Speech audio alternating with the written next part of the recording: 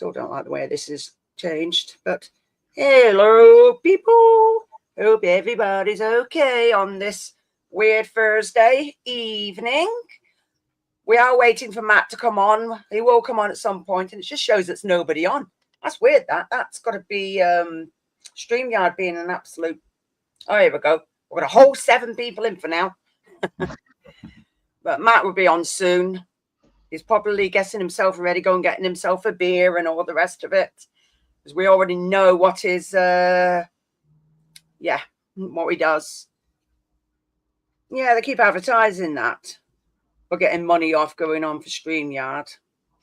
But it's not that. It doesn't last that long, does it? The deal. No, not real. I'm trying to, they did have a thing where you, like, because I'm on StreamYard and you're on StreamYard, I could stream the stream through my StreamYard, but for some reason it's not letting me do it. But it was a thing with it a while back. Oh, yeah. Weird. Very bizarre. Right, I'm just going to say hello to people that's in the chat. And let's have a little look. Thank you, Demon Express Explorers. Thank you very much. She's called Charles.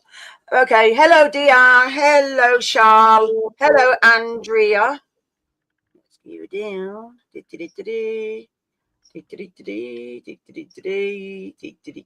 that it? Is that all I see?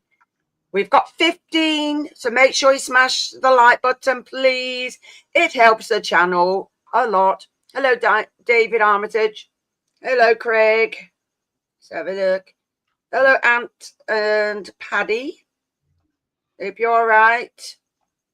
Hope everybody's good on this Thursday evening.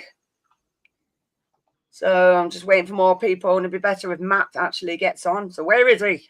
Be chasing him down. Because I know I've seen him advertise. Oh, dear. So when did you get back from Colombia? Sunday night. I think we've been something like 9 or 10 days. That's cool. Like I said, it weren't an holiday. I was working, as I told you. Yeah. So it's been quite exhausting, actually. So yeah, but I mean, I've got back right. Let me just tell you, anyone from Oldham, the old swimming baths is knocked down, and now they're knocking down the market, and they've been advertising in social media on all the Oldham websites that they're going to make Jubilee Park a nice green space in the middle of Oldham, and it's come to our attention that the woke mob have got to that now, and they don't like Jubilee Park because Jubilee Park, the Queen, the coronation, colonialism, nationalism, far right. So that's why they don't like Jubilee Park, and it's looking like it's going to be renamed Tommyfield Park, which I've seen that advertised somewhere. I've seen it advertised. The original name of the guy who left the area for the people of Oldham where the market is, and he was called Tommyfield. But you know, like, you couldn't make Oldham up. The swimming baths, the old swimming baths, right? Now, if anyone knows anything, that swimming baths never held any national competitions or anything. And why? Because the swimming baths was made too short in the first place to host, you know, like we've had the Euros up here, the World Cup. It was too short to host. Thing is just planning ideas, and I just feel offended that they want to take Jubilee Park away. I mean, what's it going to end up now? That anything related to the Queen or Great Britain is going to be cancelled, and then we don't have an history. Then in school they're not teaching these things. I don't care what happened in the past. I don't care about the transatlantic slavery. I care about what's happening now, and that's what they want to do. And it's just sad for Oldham. It's just sad for everyone. So there you go. That's what I got back to. Yes, you did. 9 days away, and I was fuming, Jackie. I was fuming. I bet you were. Okay. Is he ready? Hello, Matt. Hello. How are you doing? I'm Hello, fine, John. thank you. You were the chap who was on the other night, wasn't it? When I couldn't see you because I was driving. Yep. This is John Lawrence. I've known him since I was a teenager. A long time. Very long time. Hi, John. All right, mate. How are you doing? Good. I don't know if you heard my little rant then about Jubilee Park. No, I wasn't listening because I've only just come on. So in Oldham, where the old swimming baths was, and they're knocking the market down, they're going to make it all into a place called Jubilee Park. That's what they've advertised. But that's stopped now. They've got a bit of a hold on it because somebody said to them that Jubilee Park, the Queen, colonialism, nationalism, far right. Honestly, there's no word of a lie. So they don't want to call it Jubilee Park. They're going to call it Tommyfield Park, which was the surname of the guy who left the area where the market was for the public. He left it years and years ago. But they're going to like cancel Jubilee Park. Where does it end? Where does it end that we can't talk about the Queen? We can't talk about royalty, whether you like them or not. Where does it end? You know, Matt, it's going down a rocky road, and I see this all the time in the UK, and it absolutely winds me up. My mum, she passed away. She was 88. She was born in 1936. She went through all the coronations, the end of the war, and all that lot, and she always celebrated the UK things. If you ever seen my Facebook, if you've seen a picture of my mum, she's probably wearing a Union Jack hat or a flag or something. She loved the Queen and all that. And, you know, like, in the next generations coming, no one's going to know any of that. No one's going to know any of it, you know, and it's wrong. It is. Unless something's done about it and we reverse course. But, yeah. You never know. But, yeah, your mum only passed last year, didn't you say, John? Yeah, October, 88, good age. Yeah. And I remember your mum. I definitely like that. And I remember your dad as well. And yeah, well, I knew Jane, your sister, and Trisha, your sister. So those are the only sisters I knew. And some of your nephews. Hello to everyone in the chat who said hello as well. Yeah. Yeah, who've we got in now? Oh, fudge. Hi, Sue. Hope you're okay. So I think I've said hello to everybody else. Just Sue's the newest one that came in. So I did actually say to John earlier, I went to the Titanic expedition. So that were pretty cool. I actually enjoyed it. We were in there for absolutely ages. So I only got back about 7 o'clock. So it was like, oh, you've got to be quick, get yourself sorted and stuff. Where was that? It was in Manchester. I can't remember the name of the bloody road it was on. But obviously I always buy programs and stuff anyway, so it doesn't really say where it was because they must just give that out. But it's been dated from this year as well when they put this out. So not far from Deansgate, not far. It was around that area, not far from it. So I always call Deansgate in Manchester the posh area because you go in there and you will be paying for a beer and that's it. Your money's be gone. So how did you actually get there then if you don't know where it was? Uber. All right. But you had to tell him where to go though, surely. You didn't just went, Titanic exhibition. No, because basically you type it in, don't you? And you get the postcode. So all I've done was typed it in, postcode, and then you just press a button and they'll come for you and that's it. They come and take you. So it's all good. It's a lot easier. And it's a lot cheaper. If you go by Uber rather than a taxi, the Ubers are cheaper than a taxi. Yeah, well, they are cheaper than a taxi, but sorry to interrupt, but they're not. They're less easily identifiable, the people who are driving Ubers. That's one of the things that they found, and it's in relation to child sexual exploitation. I know this really well because I've worked with people who work around the taxi ranks. So you know, there is an element there of you don't know who is driving your taxi, and you really don't, even though it says it on a screen, you don't know.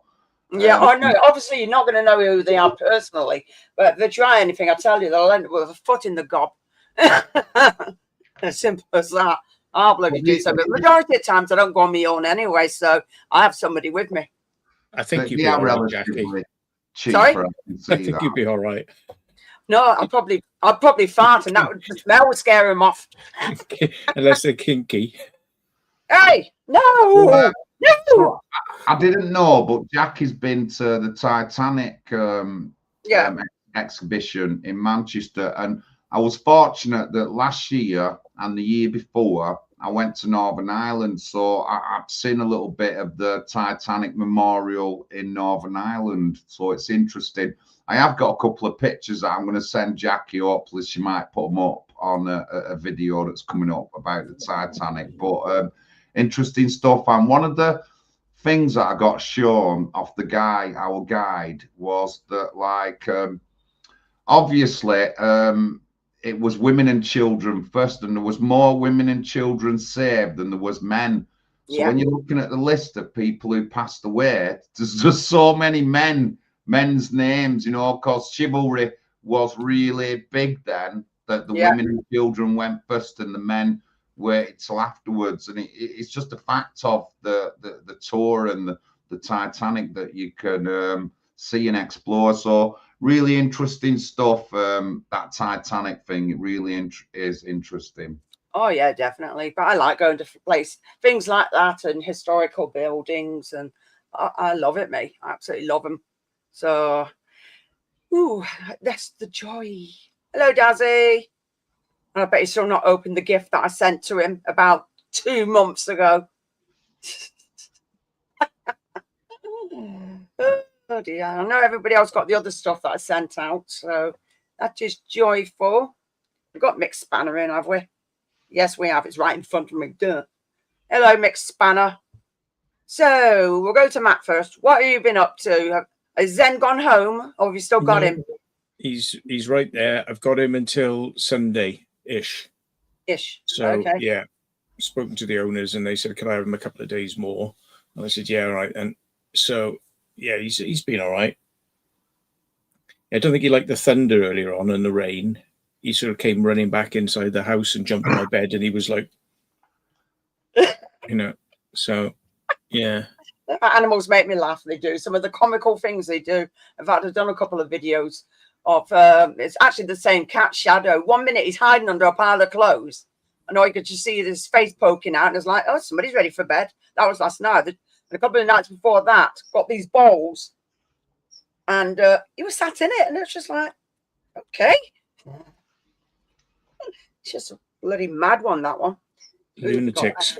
Yes, they are. Hello, Philip. Hello, Knowledge Trip. Read that then. Who's this then? What do you mean, who's this then? What's this then? Oh, what's this then? Right, well, I was talking about, because I went on the Titanic expedition, and the actual video will be out next week, and I don't know whether it'll be in one single video or two. So there you go. But, you know, it's a good place. It's a good thing to go to. It's just, there was a few children there, so that was pretty good. And obviously more of the older generation.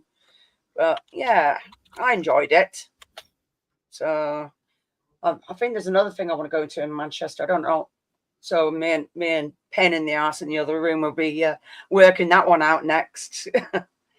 So, I enjoy going to them. So be right back. Be right back. Hand up. Be right back. No, you're not allowed to go. Oh God. So yeah. Like I said, we're planning stuff, so I can't wait. And now I've just talked to somebody that bloody wanted me. It's another YouTuber. He's called Scott's Inverts. He's passed on some details to somebody, not my full details, just me Instagram, because somebody wants to get rid of tarantulas. They're like, oh, they're taking up too much time. And I thought, oh yeah, you must have loads. He's got 7. It's like, how can they be taking up too much time? it only takes 2 minutes to feed. It's just like, so it just shows that some people have just not got the, oh, I can't think of the word. Hello, Mikey. The motivation to actually keep to something. It's like I like something for a few minutes, and then yeah, I think they need to know if you have something, doesn't matter what it is, you've got to know what the long-term commitment is, and that's with anything. Could be a cat, could be a dog, could be you get some tortoises that last for years. You even get birds. I mean, living out some of the blade parrots that live like 80 odd years, and it's like, wow, you've got to plan ahead. I mean, I know the bearded dragon, she can live about 10 or 15 years. The gecko, she can live 15 years. Snakes, 20, 30 years.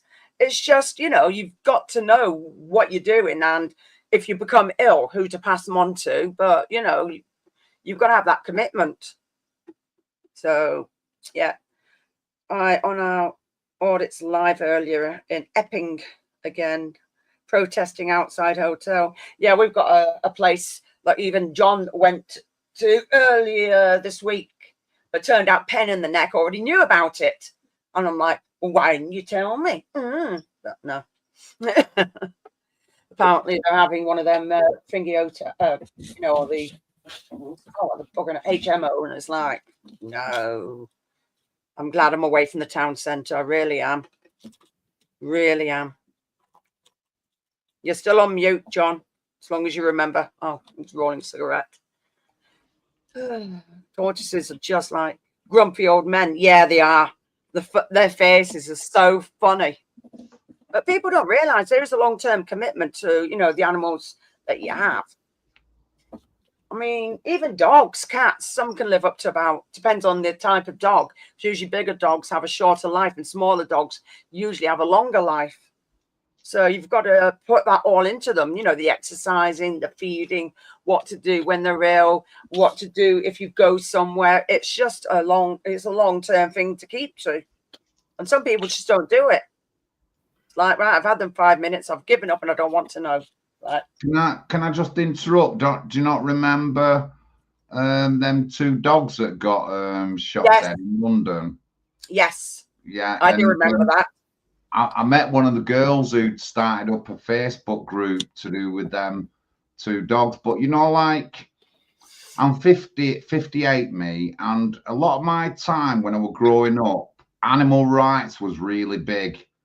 You know, we started off with Greenpeace. They got us on to what were happening in Africa, lions, pandas, and all that. We've done all this, and but now in this like age, now I feel like we're forgetting a bit of that, and we're forgetting about you know, animal health and animal cruelty.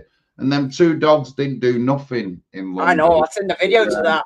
That were awful. That I actually remember seeing that, and it's just like they were even on leads, and they still fucking shot them, and it's like, no, don't like it. Anybody hurting any animal, I just like no, can't stand it. Being a bit political, Thames Water, we sold it off to the world. They don't look after it. Our rivers are polluted. There's Lord Fergal on these river things and polluted rivers. And, you know, like, nobody's doing nothing about it. It's like we don't care, you know what I mean? And I'm obviously, Jackie, with us being from Oldham, we're near the countryside. We're on the edge of the Pennines.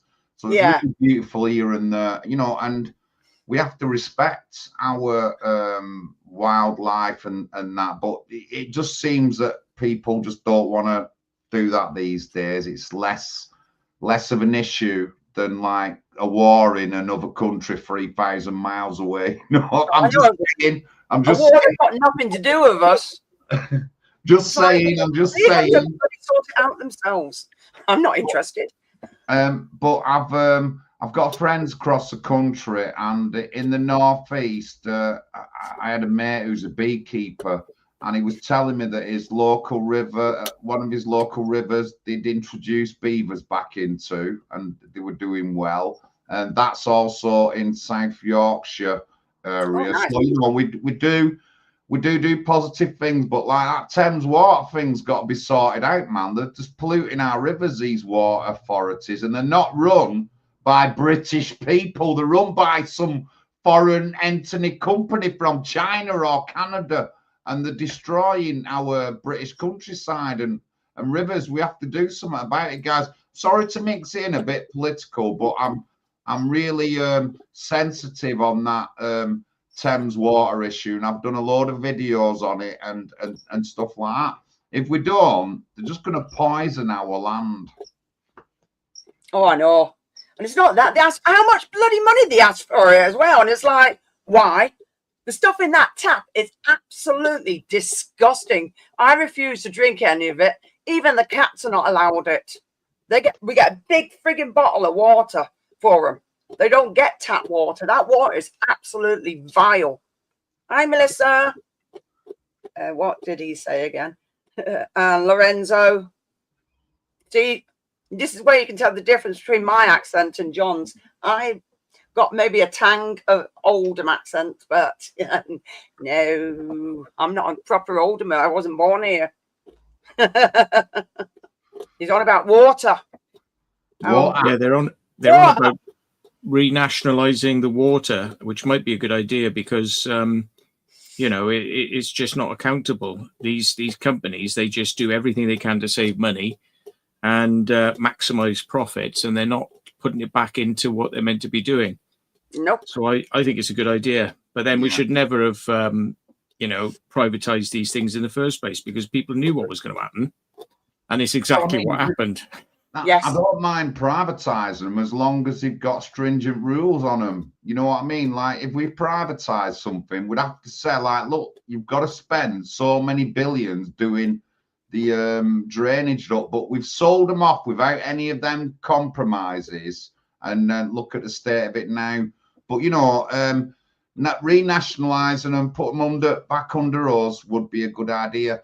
And I mean, back in the 80s as well, it was campaign for nuclear disarmament. That's I remember that. Everyone's seen that, all that campaign. Now, the people who were saying that are saying that nuclear is better for us. Yeah, we've just been right shafted in England, and we follow the tide, which don't take us the right way, honestly. Yeah, and shutting down all the pits as well, all the bloody fuel. Taking piss. The thing is, I'm not against nuclear power, but I don't think it's caught up, because it's still based on the old sort of systems which have been around for forever. And there's new systems of nuclear now which could be safe. So I mean, if a bomb went off in the place, like, they just automatically shut down by themselves. You wouldn't even have to have any electric on for them to shut down. And inherently safe forms of nuclear reactors, but they just go, oh no, it's all shrouded in mystery. Nuclear is just nuclear. Don't ask any questions. It's like, well, hang on, are we still driving cars from the 1950s? No, we're not. But we still got nuclear reactors, which are basically from the 1950s, and it's like, everything in the world's moved on. Nuclear reactors, not so much so. Definitely. Yeah, we're the same, Melissa. We buy bottled water. I will not drink any of that out of the tap at all. The amount of money you spend, you pay for the bloody water, and we won't drink it. Even everything's filtered, and we put it through something before it even hits the kettle. Oh, it's nasty, and it does taste of bleach. That's why I won't have it. It's like, ew. As soon as you can smell it. As soon as it's coming out, you can smell it.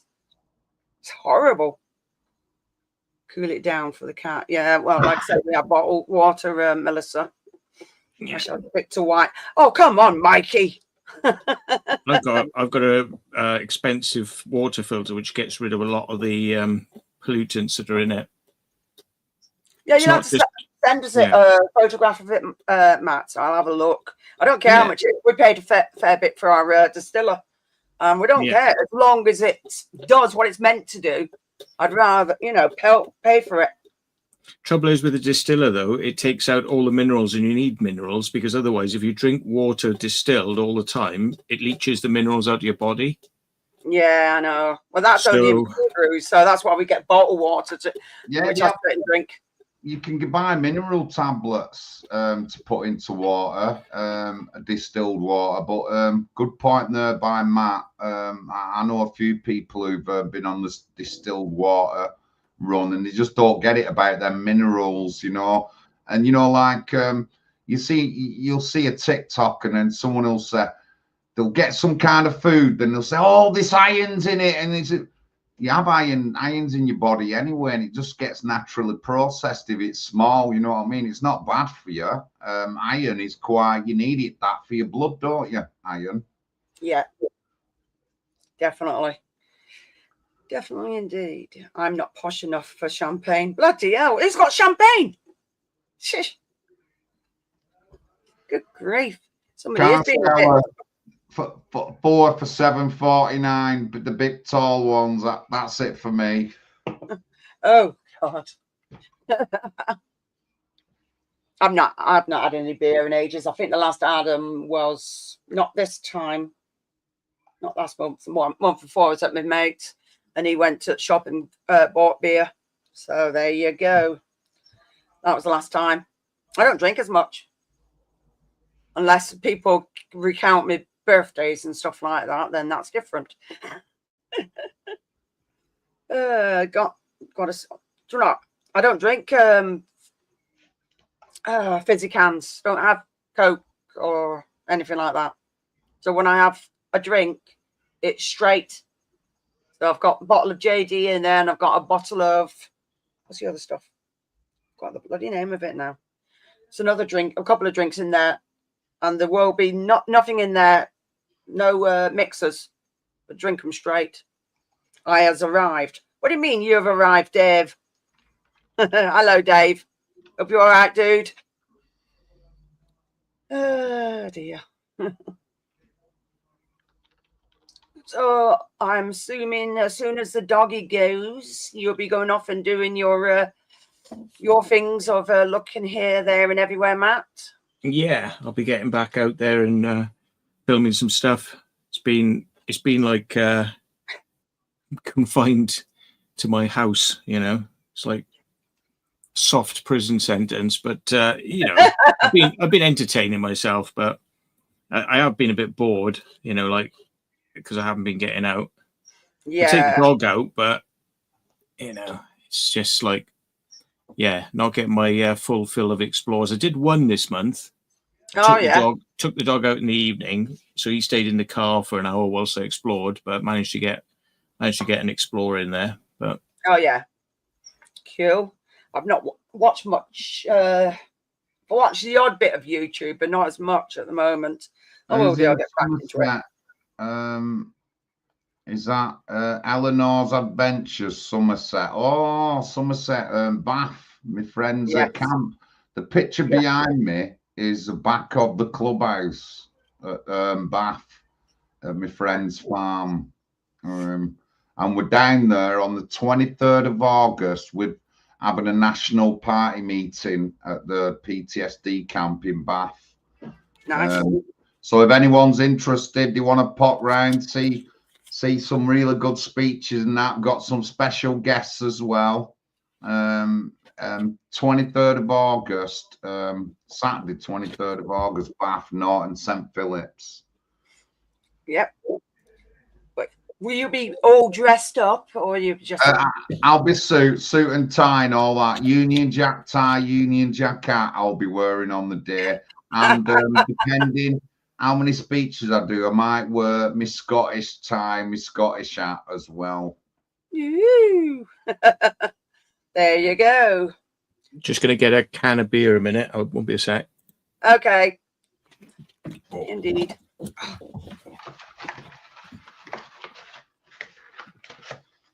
I think I'm waiting for the street to cool down. But we're at drink. Jackie, do you have a guest settings on your StreamYard?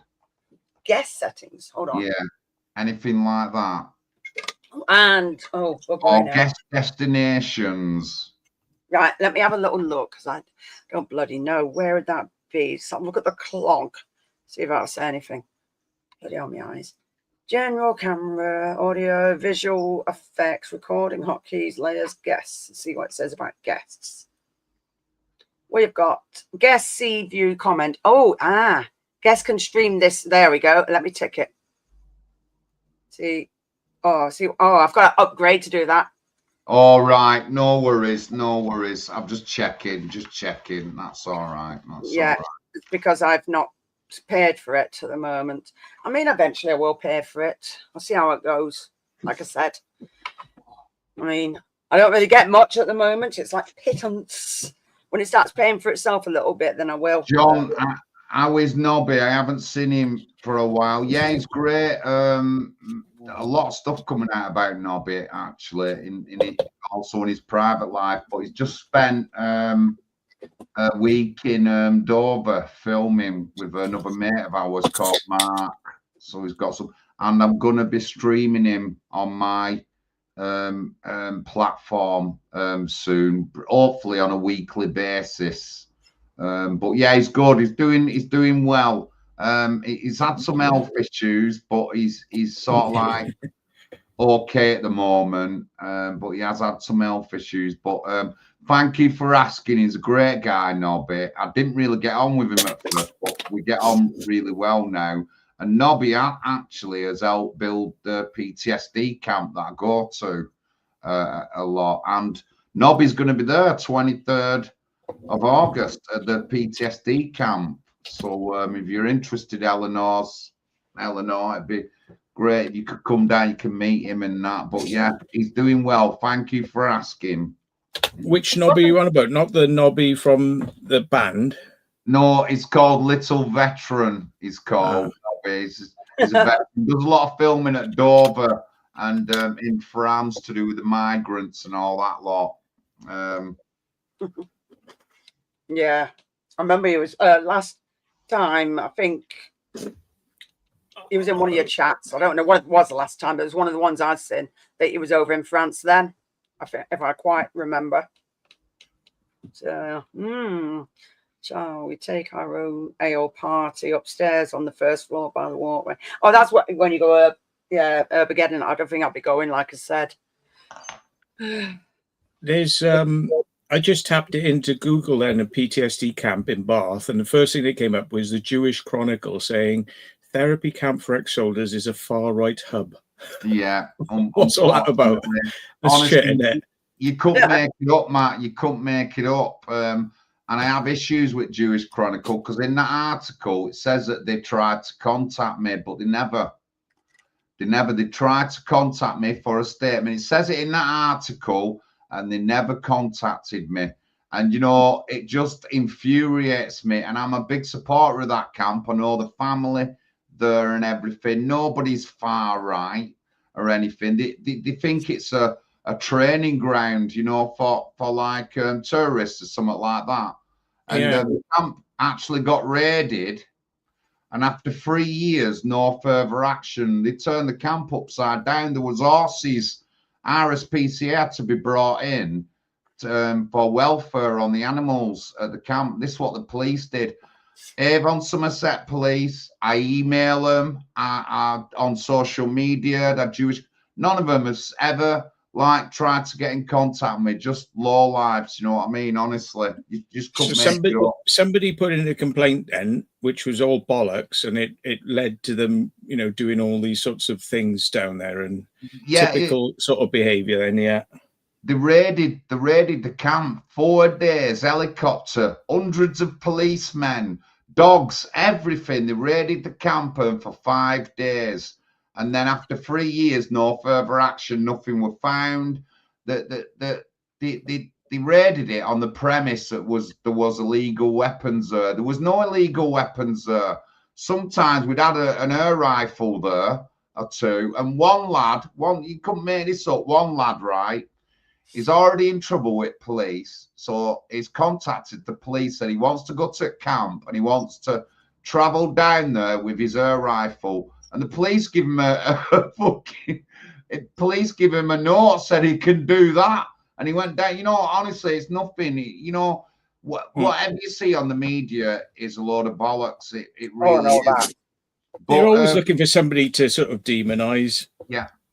And, you know, like, obviously it's in Bath, Somerset, and the guy who runs the Camp Dion is a two-para veteran, and you know, like he just works with veterans around there. And I've been going to the camp for nearly 10 years now, and I've never felt anything nasty or anything. It's a nice place. They help veterans out, but we think that, like, my personal opinion is somebody who's supposed to be a patriot has sort of like got hiffed off and said something to the media, and that's what they do. But I've called them out, me. I've even been to the general election hustings that we had, this general election this year, this year, and I called them out. I called all the council, all the people who participate in the hustings about veterans and the camp, and but yeah, 3 years later, no further action, nothing was found illegal or anything, and they absolutely turned that. There's at the time there was about 10 to 12 horses on the camp, and these aren't just rag horses that you get. These are proper thoroughbreds. These RSPCA had to be brought in. There was about a dozen or so dogs. Some puppies died, and they turned over the camp. Honestly, I'll never forgive them, Matt. I'll never forgive them, and I'll call anybody out. Nobody's ever got any evidence. They've never tried to contact me. These organisations, even though I email and try to contact them, they never contacted me. Lower life forms.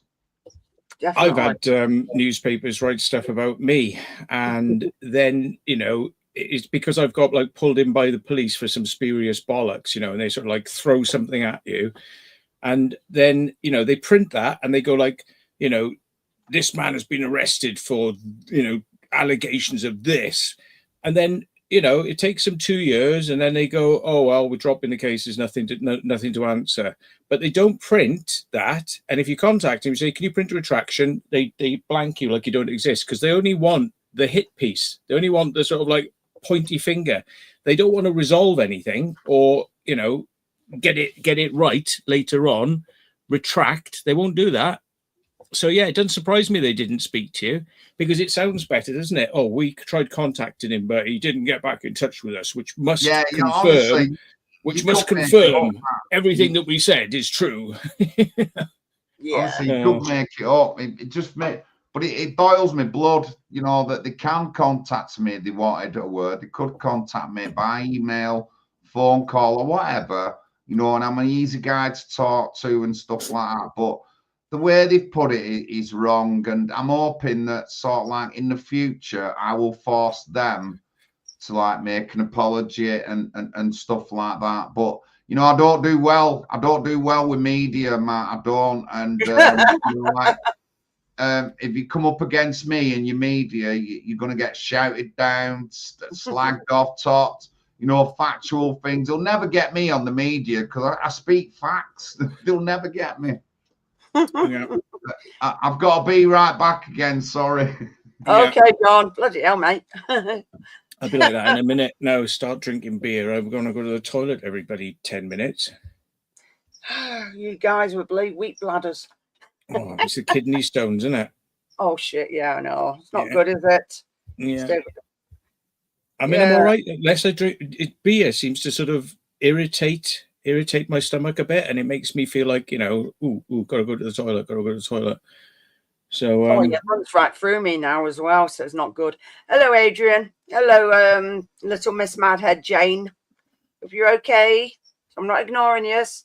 She says she works at a race course. I seen soon Bob Boy bows. I'm saying stallions. Is that?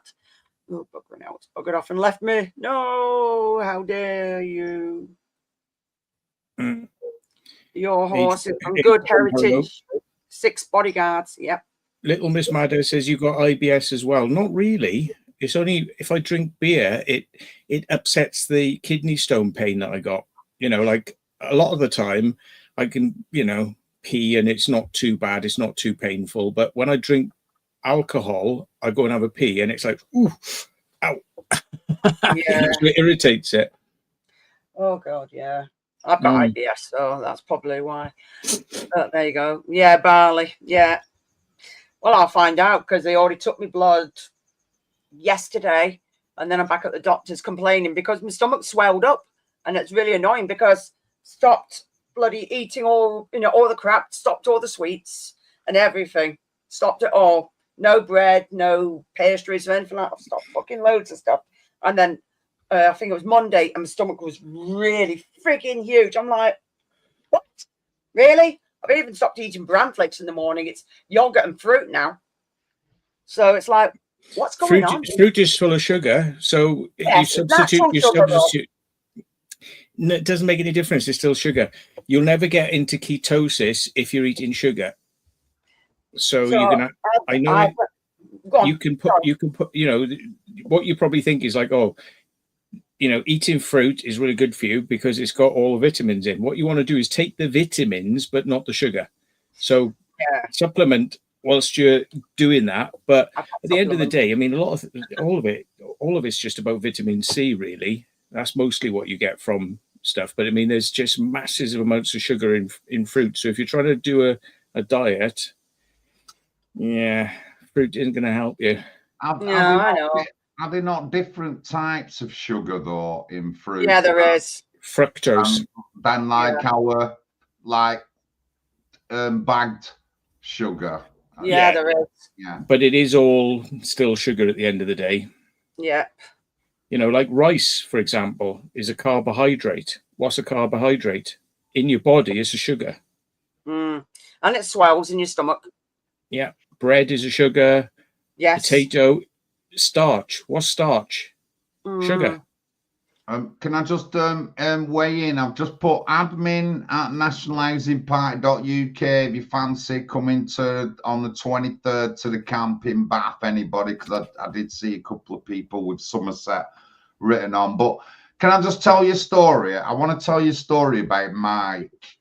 So he's a veteran. Mike's in his 60s now. And what it was, he came through the camp, and then he moved off to Bath, and then they put him in a housing place in Bath. But what they've done, they put him in a building with somebody else, with somebody who was a psycho.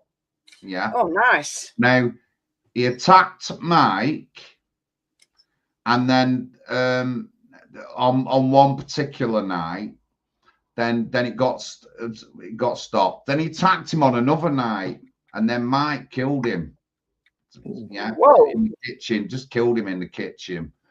And right, so really? Obviously Mike was locked up, and then there was a court case. So Joe and Dion at the camp supported him. They went to prison, they went to the court cases. But you're not going to believe this. So when the court case came, one of the big things in the court case was the first time he got attacked this particular night, neighbours phoned the police. Yeah. And the police didn't come. So the next time he got attacked, nobody phoned the police because he didn't come the first time. This came up in the court case, guys. This came up in the court case. So Mike ended up getting released, but he did about something like 8 months in jail, and this kind of like housing issue is a big thing in Hollingwood where I'm running. They put 2 like smackheads in an area full of vulnerable people. The next thing, one of them had a knife to someone's throat, and then someone got beat over the head with a blunt instrument. And there's all vulnerable people in this area. So what I did, I went to I tried to email the housing associations, no answer. So I went to a public meeting that we were on a month after, and I absolutely ripped into police, ripped into the councillors and the housing people. The next morning, before 9 o'clock, I had an email off the housing association. 3 days later, the people were shipped out. But it shouldn't have to get to that point for me to be like that. You know what I mean? And this is the kind of housing issue that I'm seeing a lot. And HMOs, Jackie mentioned them earlier on, they're a bit of an issue. And,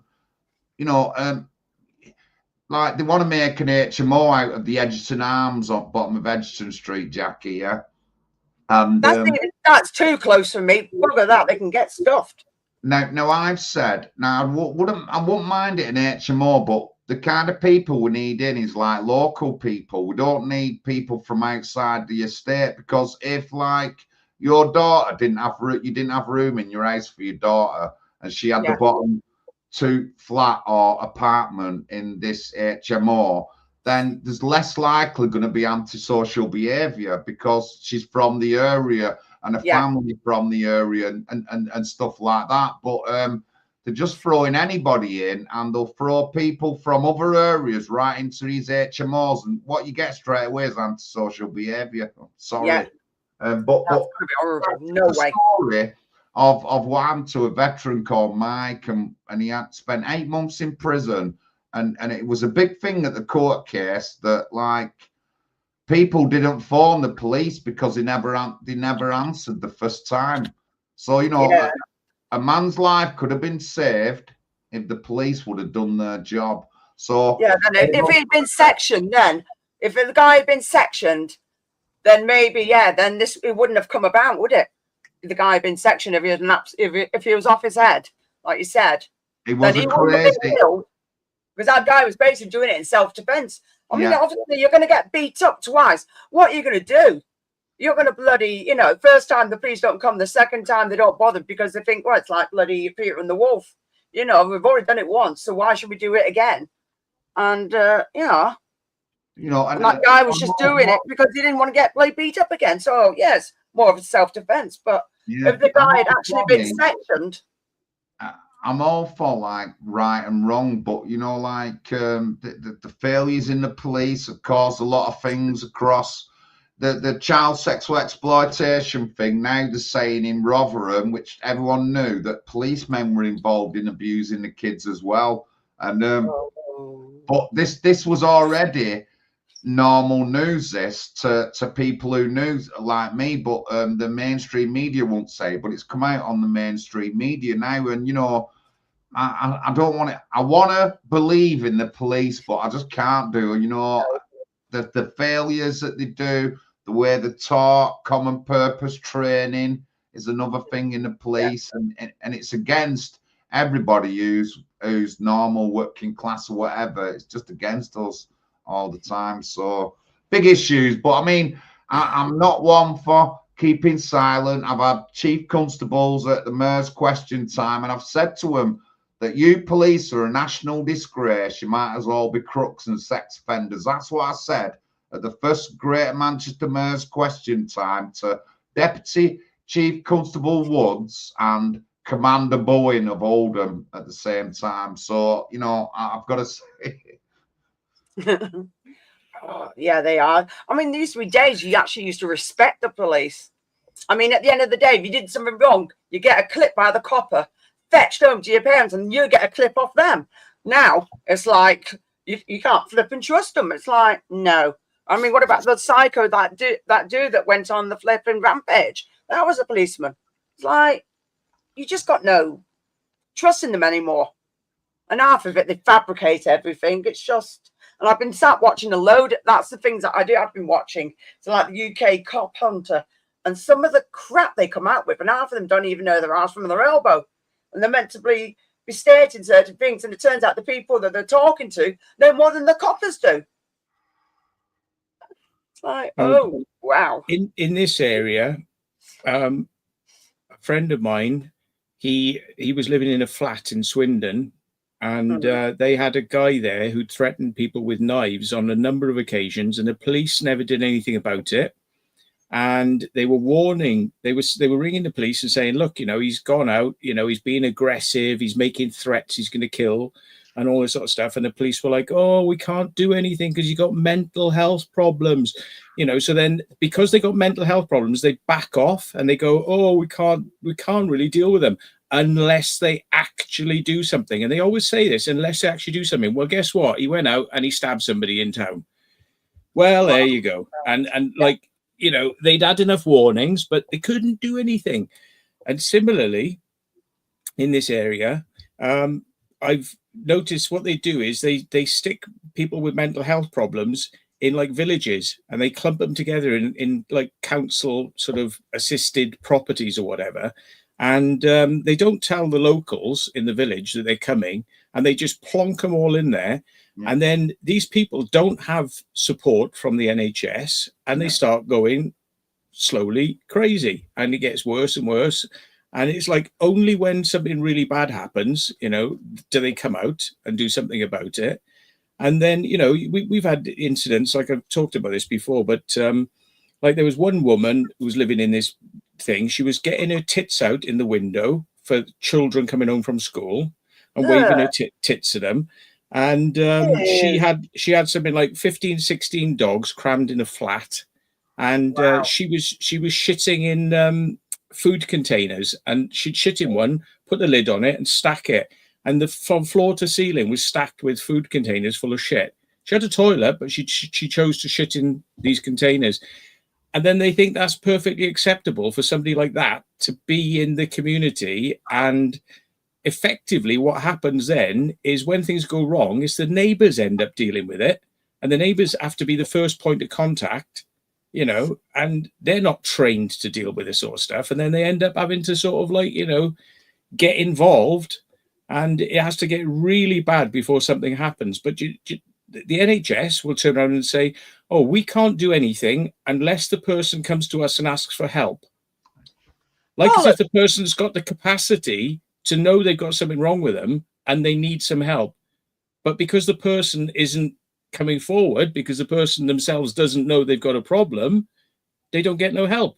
Yeah. And it's no good for the neighbours to say, I think there's a problem here, because they'll say, oh, no, we can't do anything unless the person themselves says they need help.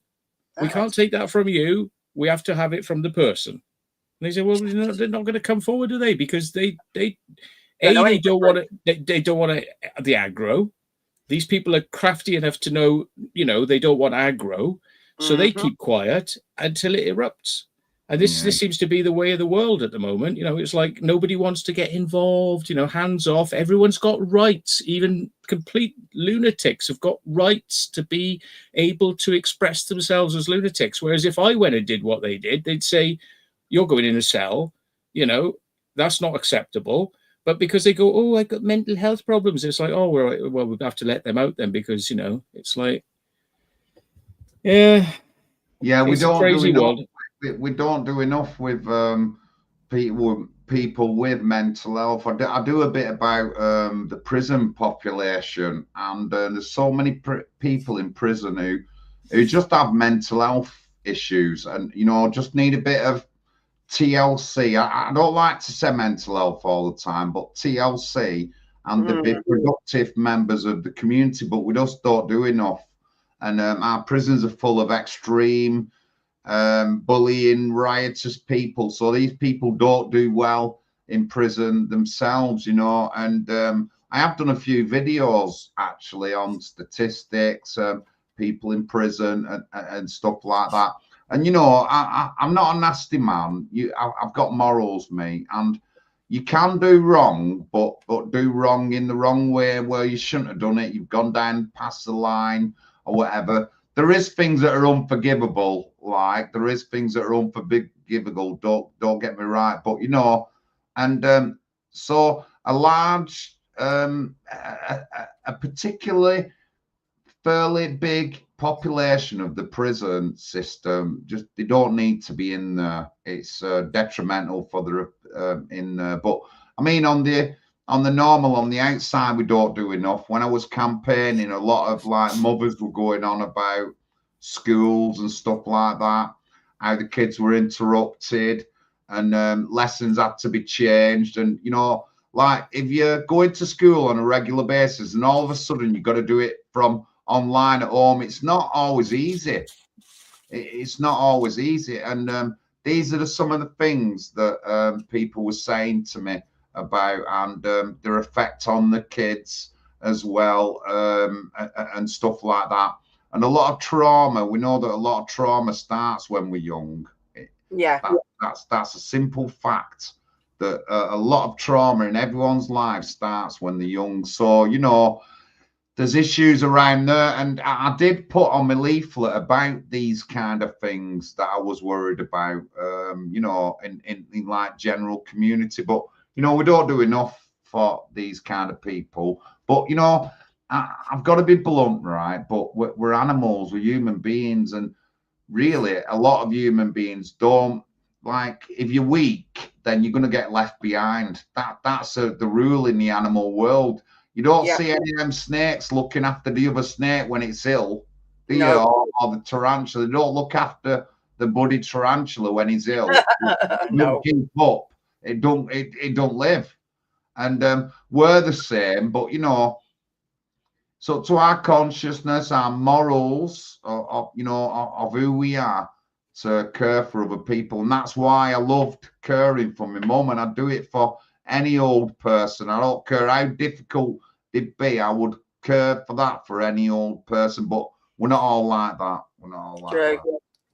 Well, you're looking after Cassim, so. I mean, a friend of mine, she's been going, like, she's had brain cancer, and they consider that she's like end of life. So they do send somebody round to sort of like check on her, like a district nurse.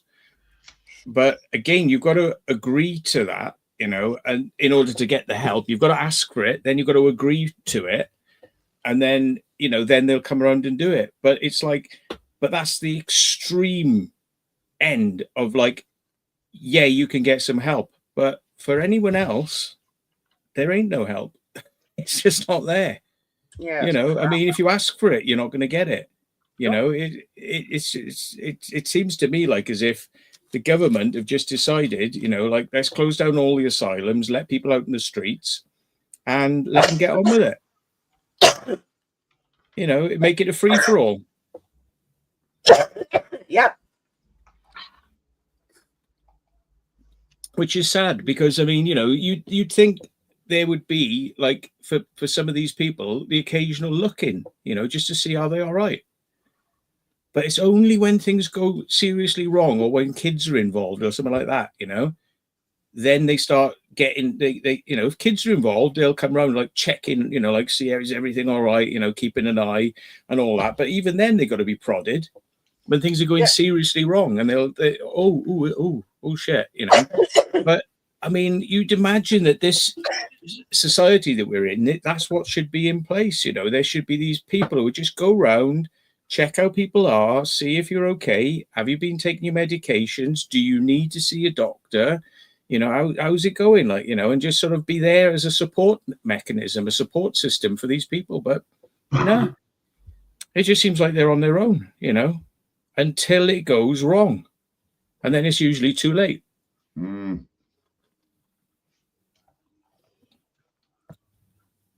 Yeah, but there we are. Oh dear, sorry. Just sorry, I was checking the policies for hotel. Oh yeah, for the oh dear.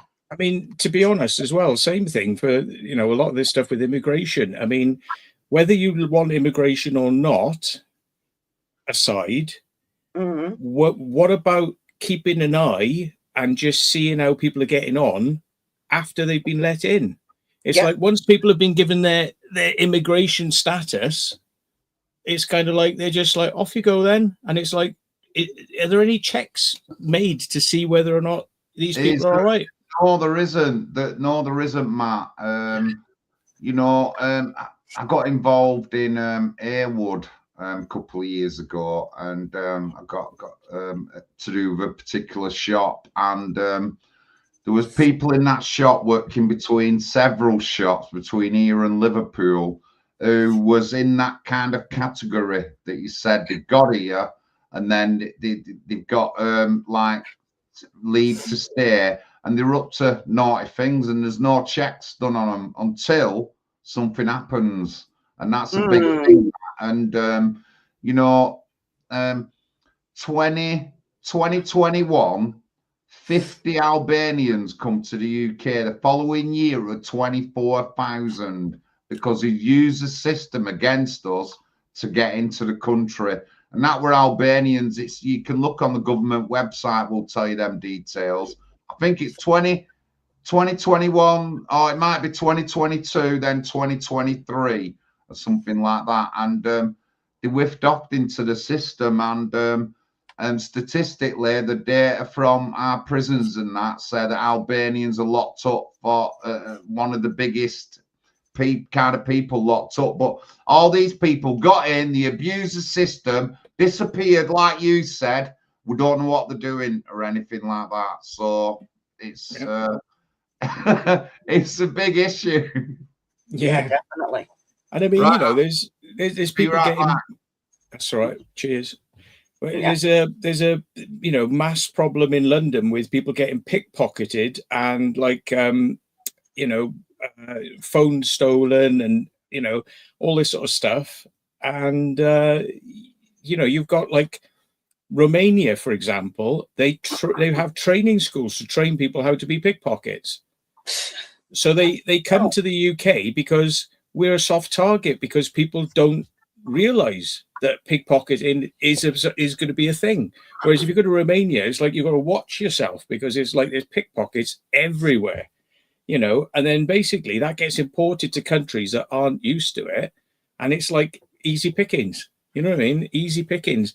And none of this seems to be taken into consideration. It's like, you know, what's the sort of background of some of these people who are coming in? Yep. I mean, Albanians, I mean, it might be a generalistic thing to say this here, but I've experienced in Bristol and locally people saying like, oh yeah, the Albanians, well, they're the drug dealers. That's where you get your coke from. That's where you get your heroin from. You know, and it's like organized crime, basically, you know. So birds of a feather will flock together. Definitely. And, yeah, I mean, like, who's heard where they live? You know, like, oh yeah, you want something, you go to the Albanians, but watch them because they're fucking hard nuts and they'll fuck you over if you don't pay. Yeah, right? That's what people generally say. Who's you know, who's heard that out there? I mean, am I being generalistic here, or? Yeah, I've heard them. Obviously, it's not every Albanian, but you know, they've come over here for a reason. It's because they're moving their product. Definitely. We don't want them here. Look at that. We're not if they're going to do stuff like that. No, definitely not. It's in a documentary on them over here. That's Craig. I was just saying, John, about like down this way, you know, certainly where the places I hang around, I mean, everyone knows the Albanians as being the people who move in large amounts of drugs. And if you want drugs, you go to the Albanians. Yeah, definitely. And there was a case, I've done a video on it, but Albanians went up to Newcastle and they killed another Albanian, point blank shotgun to the face over a £10,000 weed grow. Wow. But you know, like I want to go back to animals a little bit. So we've got a candidate running in Grimsby, and she's called Angela. And one of the things she's done, she's contacted Fergal Sharkey, because he does the river thing, about her local river. Well, he would, wouldn't he? Her local river. He's a shark. In Grimsby. So she's contacted them, and I've been up, took some pictures of the river. It's a bit overrun, looks like it could be tidied up a bit more. But you know, one of the things from an EU directive was not to dredge our rivers to create more wetlands in the UK. And obviously, the dredging of rivers is quite essential if you want to like keep an area stable. And a lot of this flooding now is due to these rivers not being dredged and them wanting to create these kind of wetlands. We have plenty of wetlands in the UK. We can dredge our rivers as well and keep them clear. And obviously, if you a barge owner or a canal person. It's for that.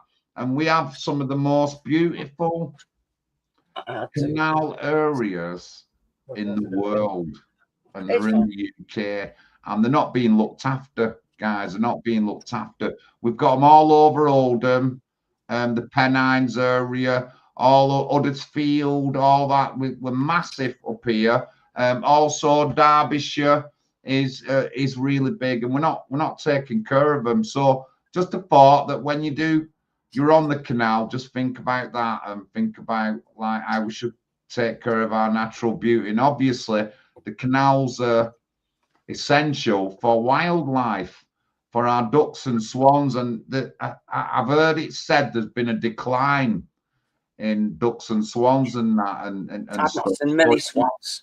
Just a bit of a thought. I'm not saying I'm an animal person, but these are factual things you can, and I think a lot of you will agree with me on stuff like that. So there you go. I just wanted to throw it in, get a bit on like cats and things. You know what I mean?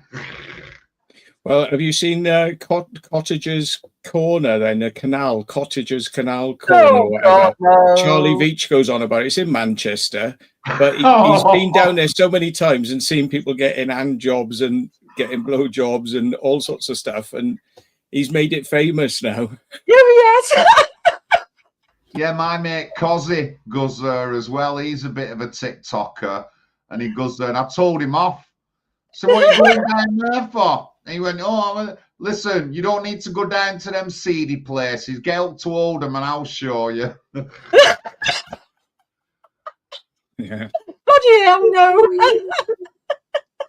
Manchester seems a bit of a hotbed. I mean, like right in the centre of town, you've got Cracky Corner. Oh, God, yeah. They all kick off and start throwing things at people. And, you know, they're all sort of like bare-chested, running around like monkeys, like fucking going, hey, fucking, I love you, fucking get away, fucking, you know, and it looks a bit mad. Yeah. Glasgow walkabout in the chat there. I've been up to Glasgow a couple of times. Glasgow Square, then that park nearby, we did a walk there as well. I like Glasgow. It's certainly been one of my favourite places visiting in the UK at the moment, Glasgow. And I spent a lot of time in Inverness. That's where I spent a lot of time. But yeah, I love Glasgow. Great stuff. Hello, Tom on a mission. Very nice. Ooh. Shut up, you lot. You're going to get eaten. No. Yeah. I do want to take care of the political world and all that and sort out councillors out and MPs, but I do care about the UK, certainly. Do care about our wildlife. We come from Oldham, me and Jackie, and we're not far away from anything that's as beautiful as anything else in the UK. And we're on the edge of the Pennines, so you know we know our local natural beauty, and I'm all for it, mate. I'm all for it. Now you know they want to develop, they want to build houses and stuff like that. If people would have thought about issues that we have now, we wouldn't have to build on the Greenland. There's been protests across Oldham and Greater Manchester about building on Greenland space. Yeah. So, you know, it's just a sign of the change and stuff like that. And, but, you know, like I said, I like my natural beauty. I'm from Oldham, the edge of the Pennines. There's lots of natural beauty here. So I don't want you to think that I'm just political and I'm against this, but I love my natural beauty. There you go. Oh, yeah, definitely. I don't want them to complete clear off. Fucking start digging up near us. They can piss off. I like it up here. It's like, especially when you walk out of my house and go across the road, straight away farms. I'm like, yes. So that's what I like. I like looking at all stuff like that. So it's pretty nice. It's a nice, well, I can't say a walk. I'll be on my village scooter, but it is nice. So you have to get to some nice places around here. Definitely. Or the floodplains too. Yep. Oh, there's quite a lot of places. so many hurdles put in the way for people developing, though. I mean, they've had to sort of like slacken the criteria, because I mean, Britain was running out of houses, isn't it? So they've had to actually start doing a lot more. And they're not, why not knock down some of these old, sort of eyesores and reclaim some of these places that nobody's using. I mean, there's plenty of stuff going on in the UK. And I mean, all these abandoned houses that we see, around the place. I mean, there should be more powers for the council to say, if you're letting a place go completely, downhill, you should get fined. And if you do nothing, you'll have it taken off you and demolished. And then they'll sell that land to be developed on. I have got a bit of an explanation about this. Obviously, I live in Oldham, and I've got a friend. She lives in Ollingwood, and the row of houses that she lives on, they're not ideal for old people. They're not ideal for young families. They're only ideal for like adults. And the stairs are so steep in them, and they're old, over 100-year houses. But the main thing was, when we sold off, when Margaret Thatcher came and started selling off the houses, the only people it benefited was the council, because if the council sold off 100 houses, they'd get all that money. And then the council would supposed to redevelop the money. And one of the things that they never did was build out new houses. They didn't do it. And they're only just now doing that spurt in building new houses. This is why we need to get rid of the people in the council, because they don't know what they're fucking doing on the job. No, they don't. Well, even then, they farm it out to other companies who build the houses, housing associations, who are doing all the renting instead of the council. So it's off their hands. So they go, oh, it's nothing to do with us now. Honestly. And I'm going to be blunt. They sold an house, a property in Grinnickers, and he sold it to mosque. So what I did the week after, when it come out in paper, I went up and knocked on all doors in the area. I knocked on all doors in the area, and I said, listen, it's being sold this. Why are you selling it? And if you'd have seen the video that I did, there was no room to even push a pram down the street, and it weren't even on the mosque day. You know what I mean? And all these people said, "Oh, we didn't want it. We didn't want it." Well, why didn't you complain? And I had to show a dozen people how to complain about something on online. I showed them. I said, "Get your daughter, whoever can understand computers. I want you show you how to complain." And I'm just saying, like, most of the people I talk to were Muslim anyway. So I'm just saying, but the ridiculousness of it. And they also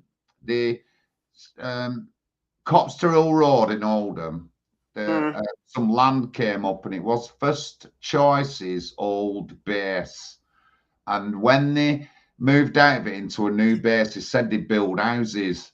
And now this is in the area in Oldham that needs more property than anywhere else in Oldham. This is this particular area. So it's come up.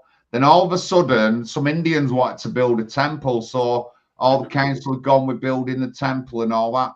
So again, I went and knocked on all the houses around the temple, and none of them wanted it. And I said, "Oh, why didn't you complain? We don't know how to, or we didn't know how to, or we got told that we can't complain." This is what I got off people. I was so mad and furious, you know what I mean? And these are the kind of people that are running our councils. And I can talk about Oldham, but everybody in that chat across the country, your councils will be on their ass. Birmingham, loads of councils in London, all across Yorkshire, South Yorkshire, Newcastle and the North East. All these councils are under threat because they're being run wrong. We have the wrong people in the stinking councils. That's me. Sorry, ranting on. I tell you what, this is the tech nerd in me and the audio and visual nerd in me. But if you tap your mic, tap it. It's not on. Give it a good tap. So you're not. It's not on. It's You're not gonna on. break it. You're gonna break it. No, It's no, on. it's not. It's not on. No, it No, isn't on. your sound is coming through your. You've got a laptop, haven't you? No, It might be coming through the webcam. Ah, it better not be. it is because It you should be sounding all deep and sexy like this, I being know, that yeah. close to the mic. And Hold all we on, got, let me have a because look. Yeah, thinking about Thank you, You got Matt. You're right. Bro. You're 100% right, mate. You Ah, right? I It is. knew It's it. on the webcam, and it shouldn't be. I knew it. yeah. Check 1, 2. Is that any Yeah. better? Look at that, Radio 1 now. Check 1, 2. Oh, thank you. Oh yeah, I there didn't you realise. I didn't There you realise. go. Thank you very much. Because he's going to all this effort. He's got a nice like wind buff on it as well, like and it's not in use. I knew it. Matt, Oh, yeah, my new Matt- best friend, you can help me on my social media, my setup. Oh yeah. Oh I can God, help. no. Oh no. Yeah, he is a bit of a technical nerd, is Matt. Like all his sound and his visual and everything like that. Hmm. No, You're muted. you muted yourself. Right. What were you saying? Can we have that now with sound? No, I'm trying to set up a phone line phoning thing. That's what I'm struggling with at the moment. StreamYard sent me to let me just have a look.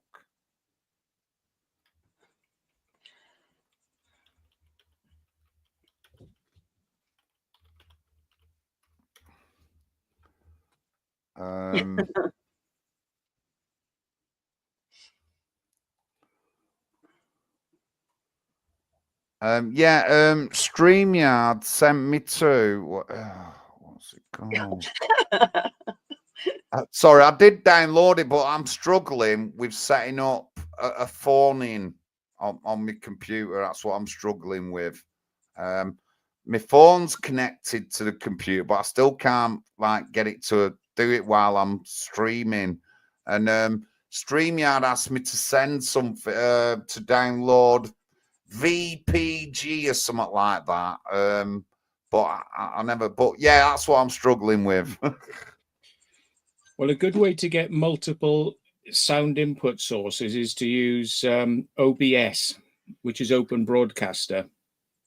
And basically, OBS can pull in StreamYard as well. You can actually, I do it, I capture the StreamYard window, but you can have multiple sound inputs and sound outputs, and you can decide what you hear, whether it comes through or whether it's, patched through. So, it's got loads of ways to kind of like mess around with getting the inputs and outputs. But yeah, you're going to need to get something from your phone, which basically gives the sound. Possibly like one of these devices might do it, like a Sound Blaster sort of thing. And you can basically plug this in and it'll come in as a line in, and you can plug a microphone in and a sound out, and you can put the sound back in, and then you can put the microphone into the computer, and you can, that way you can get to hear, what's coming from your phone, but you've got to get it into something like that. It'll convert it to like a signal. So this has got USB on it. You can plug USB into your phone, and then it'll convert it into like line, so you can connect it with a wire back into your computer. Because if you plug in a headphones, I mean, you could do it with the headphones, but you'd have to chop the headphones off and put a jack on them, and then the microphone would still work, but the headphone side of it, you could get going into the computer then. So you could speak to the person, the little mic would take the audio in.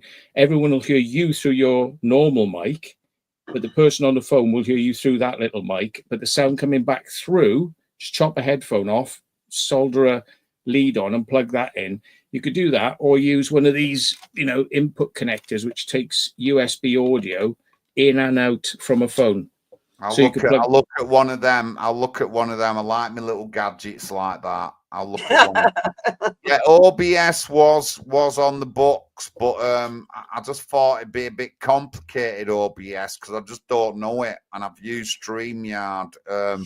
So to OBS, but I'll look at them little gadgets that you said. That seems to all do it without having a program, and then it's just plug in. So yeah, I'll look at that. Cool. Yeah, I mean, what you could do as well is, if you wanted to use StreamYard, I'm just thinking of a way around it. Is have two webcams, right? Plug in two webcams into your computer. So effectively, you could have them both sat on top of the screen, but one isn't going to get used. One is going to get used for picture and audio. And the one that isn't used, you're just using it as like a third input, which you can say telephone call. You could put a graphic over it, telephone call, but the audio you dial out to your phone. And that would be an easy way. So you get three people on screen. So you'd have Jackie, you, and the extra webcam, which is just the audio in for the phone. There you go. One way around it. There you go. Bloody hell. Hello, Neil. Hope you're all right, dude. I think there's even ways to get like StreamYard to become like a webcam. You can just run StreamYard in the background, and you can say, make StreamYard's output a webcam, and then it'll appear, make OBS's thing a webcam, and then you can put it into StreamYard. You know, so it's things like that. There's virtual webcams as well you can get. Like, so you could set up a fake webcam that's just nothing. It doesn't have a camera, but it's just creates the ability for you to select an extra webcam, which is like a virtual webcam, but you pipe its audio in from something else. So you don't actually have to purchase a second webcam then. Oh, dear. Melissa, honestly, I understand that people hate politics, but I mean, in the grand scheme of things, my position now in helping everyone out is as running as a local election candidate. That's what I want to do, to help one local area. That's where I think my biggest thing is to do. I will support other people in ways they think, but my skills is knocking on the door. If you'd seen me in action, you'd be all amazed. I can knock on door. I can talk to anybody at any door about any issue they want to talk about, you know. And I'm very honest, forthright, and I will try hard to support areas. Like I said, I went to a local meeting, and the only way I can prove this is I'll tell you at the meeting there was two local councillors, Steve and Heather, Labour councillors. There was 4 girls to do with housing association, so that's first choice. There's option 12, whatever. There's a few housing associations. One particular housing association wasn't there. Then there was a local community police, and then there was a woman called Celia Glennon who lives on the area. Ooh. And I told them in that meeting what I thought. I told them about undocumented men chasing girls up and down the street, asking them inappropriate questions, and he was a friend of mine's daughter. And I'll do that for anybody in my local area to speak up about issues. Of course, antisocial behaviour got brought up because there was that knife incident and then a blunt instrument incident in a vulnerable area. So I brought that up. And the 2 incidents I talked about, I'd been on one of them where the police were the knife incident. Then I knew about the other incident, the blunt instrument, because he reported it to the police, because I said the guy's address to the policeman and his face went green. It went green. I said, So there's been 2 serious incidents in that area, and you haven't done nothing about it. He said, oh, it's up to housing association. I said, well, I emailed them, and they never emailed me back. So the girls on the other housing association, who I knew, must have thought, we'll message them. And the next day there was an email, and then a couple of days later, these people have been moved out of the area, and there was vulnerable people there. There was 2 92-year-old sisters, 92, living in flats just above where this area is going on. There was a late 60s woman who lived on the ground floor, who a window was always being banged on by some alcoholic or smackhead or something, asking to use a phone, asking for money and stuff like that. And the copper went, you can just ignore it. And I went, well, the fact that knocking on the window is like the thing that's like upsetting the woman, they shouldn't be knocking on the window. Exactly. So, I pointed all these things out to the police and the local councillors. I mentioned HMOs, and then the councillor went, oh, it's not up to Oldham Council. I said, it is. It is. Oldham Council can sort this issue out with HMOs. And if you look into latest politics now, that they're bringing a policy in about checking HMOs now where there wasn't one before, and that's what the council have done. So, you know, I'm adding to changing how the council works with my thoughts, my honesty, and my facts and stuff like that. And, you know, like I said, the guy, I'll tell you the story. So there's a guy in Oldham, it's called Marvin Greaves, black lad.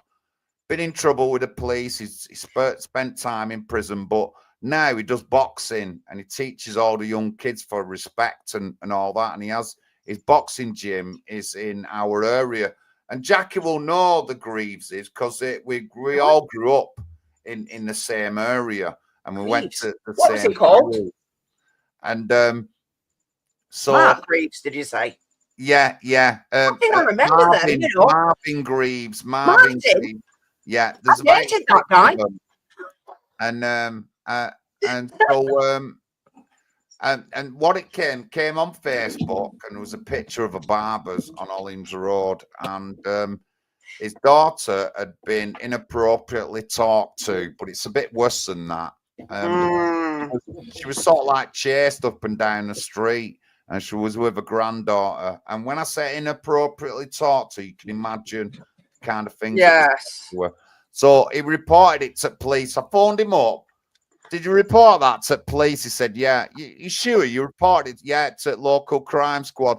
Then I went to the meeting 2 weeks later and I brought it up. So they couldn't deny that, you know, anything were happening. And it wasn't about any kind of race or anything. It's just who were on our high streets. All right, yeah. I don't know who these people are on our high streets. I don't know who works in that barbers. And this is what I said to police at that time. I said in the meeting, and Celia were there, I said, well, I'll go knocking on all the doors and going in all the shops and asking them. That's what I said. Oh, the policeman's face. You would never have seen a more sorry face than that policeman's face and the councillors' faces when I said that. And, you know, nobody's going to stop me if I'm inquiring. And so, you know, that's what I think I can do for my local area. I've cut down antisocial behaviour, got people moved off the area you shouldn't have done. Fly tipping, a big thing on fly tipping. Oh, I know loads about it. It's really bad. But they used to do the curbside cleanup, and I've not even heard about that anymore. And they used to do that. And they've also shut down quite a lot of the tips around Greater Manchester, I've noticed. And then, I'll tell you something really, really daft. We need a load of stuff moving, but obviously we don't have any sort of transport. So the other half got on a tram and went all the way to Arkwright Street, and they refused him because he didn't come by car. And it's like, yeah, but we're bringing stuff to a recycling centre. So they're trying to save on all this, you know, this pollution. So he walked there and said, no, you can't come in because you've got no car. And it's like, How dumb we is that? recycle we recycle things and put them into the bins, but the statistics to show that rubbish doesn't get recycled. I've heard. It just gets mixed in with other rubbish and put into tips. I'm not saying it's a massive amount, but there is statistics out there about that, and they're looking at just going back to mixed waste now because they're so stupid and dumb. Yeah, I could have said that ages ago. Plus, a lot of that gets shipped off and burnt in these environmentally friendly waste processing centers. It gets burnt and turned into electricity. But it's like, hang on a minute, isn't that CO2?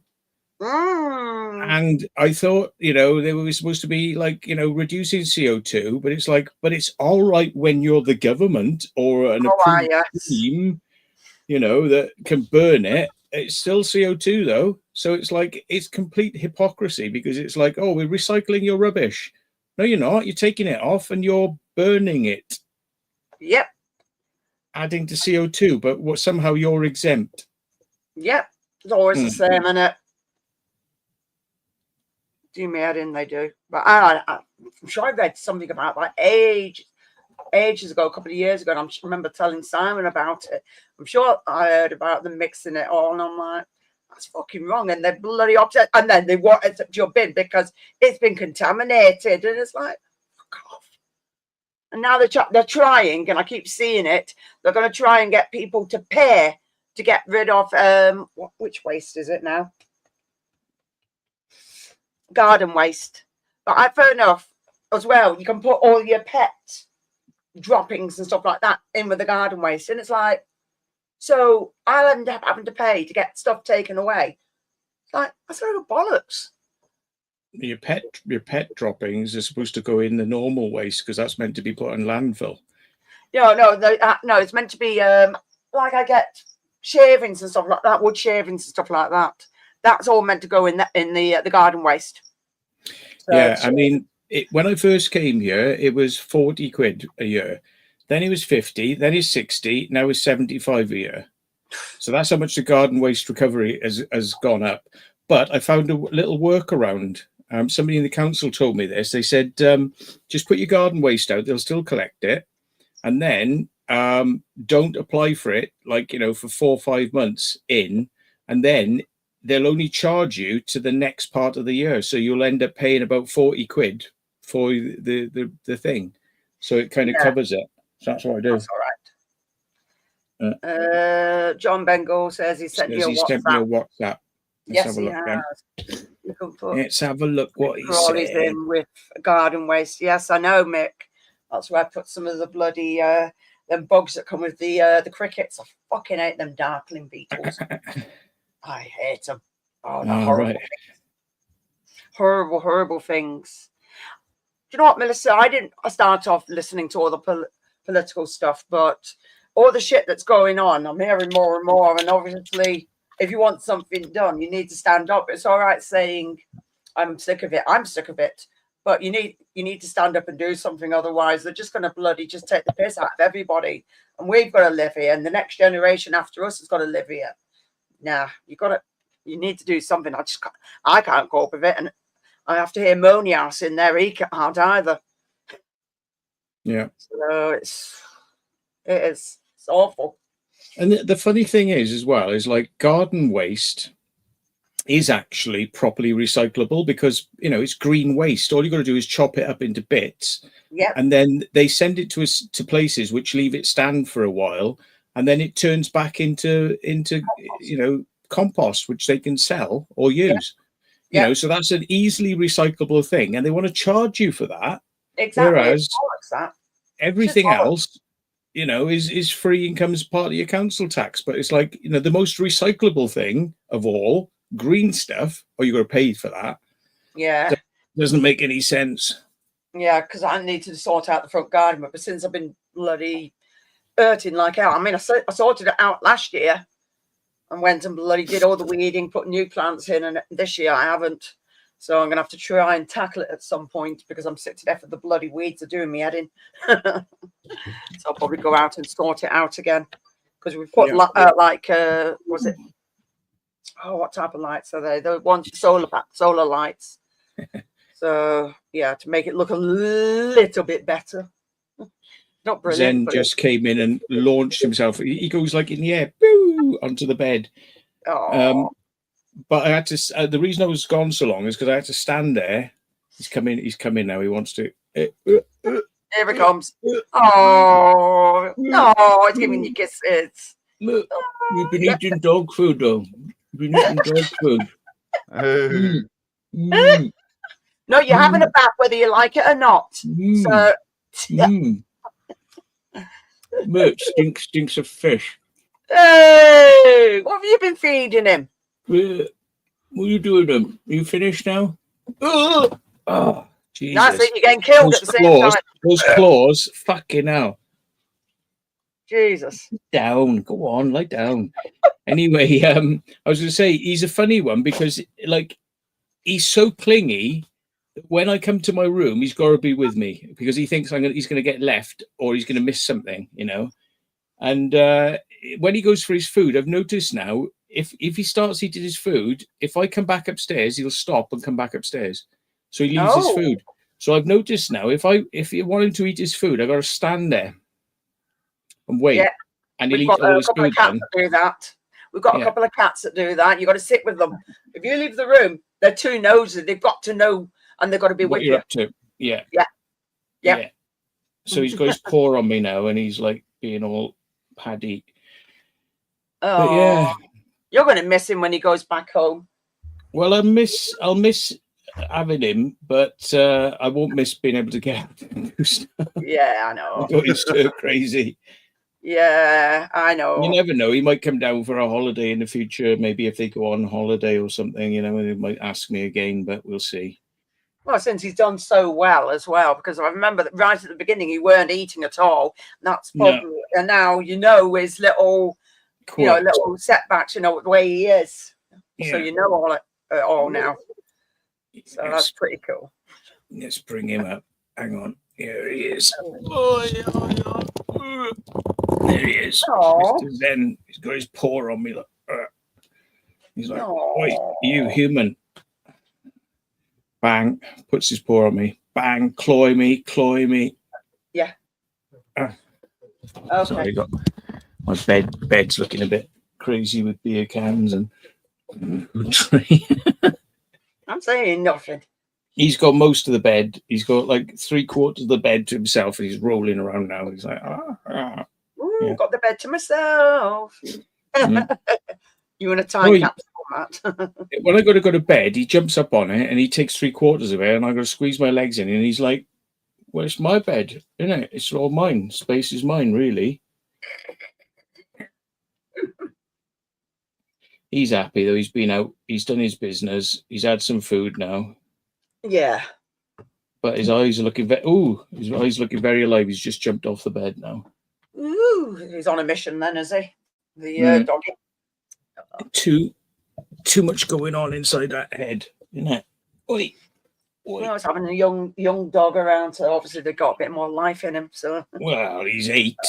Yeah, 8. It's still young. Still young enough though.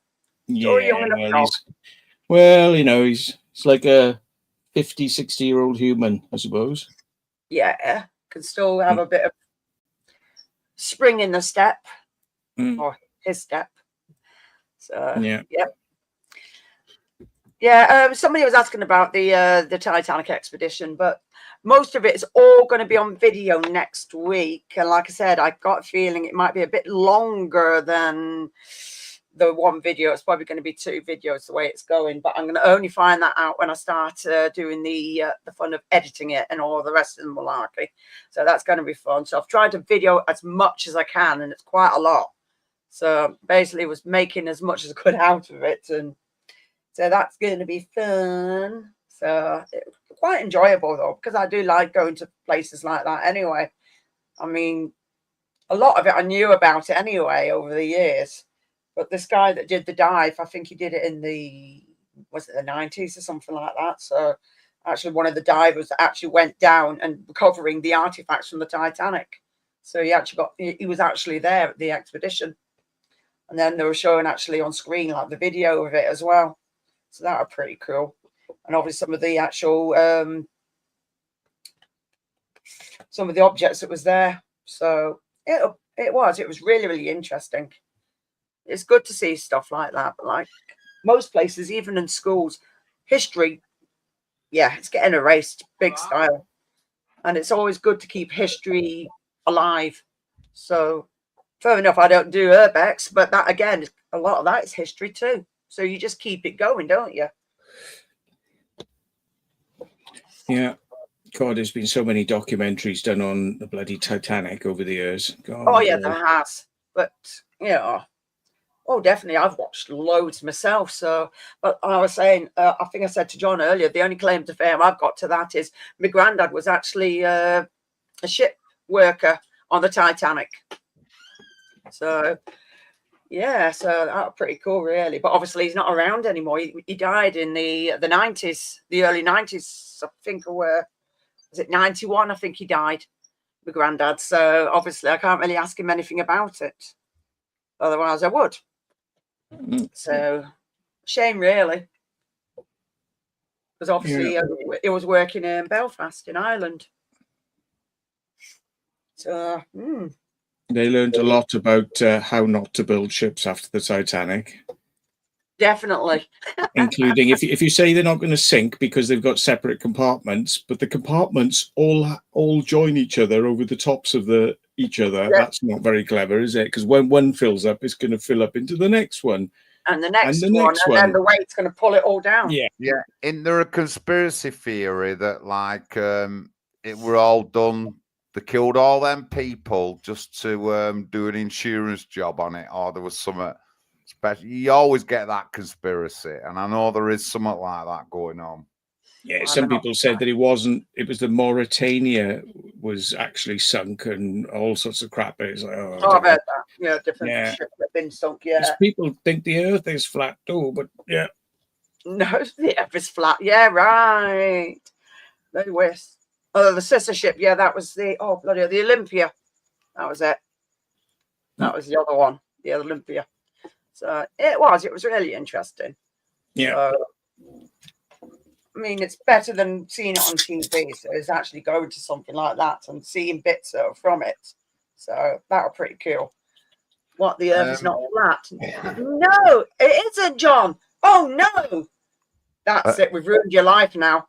Another way in. When I were in Colombia last week, I actually seen a hummingbird, a real hummingbird, and nice.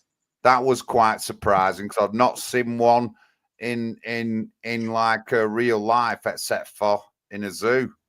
And I actually seen a hummingbird, and I never managed to get a picture of it because it was just too fucking effing fast. But I actually seen a hummingbird, and I was amazed. There was some.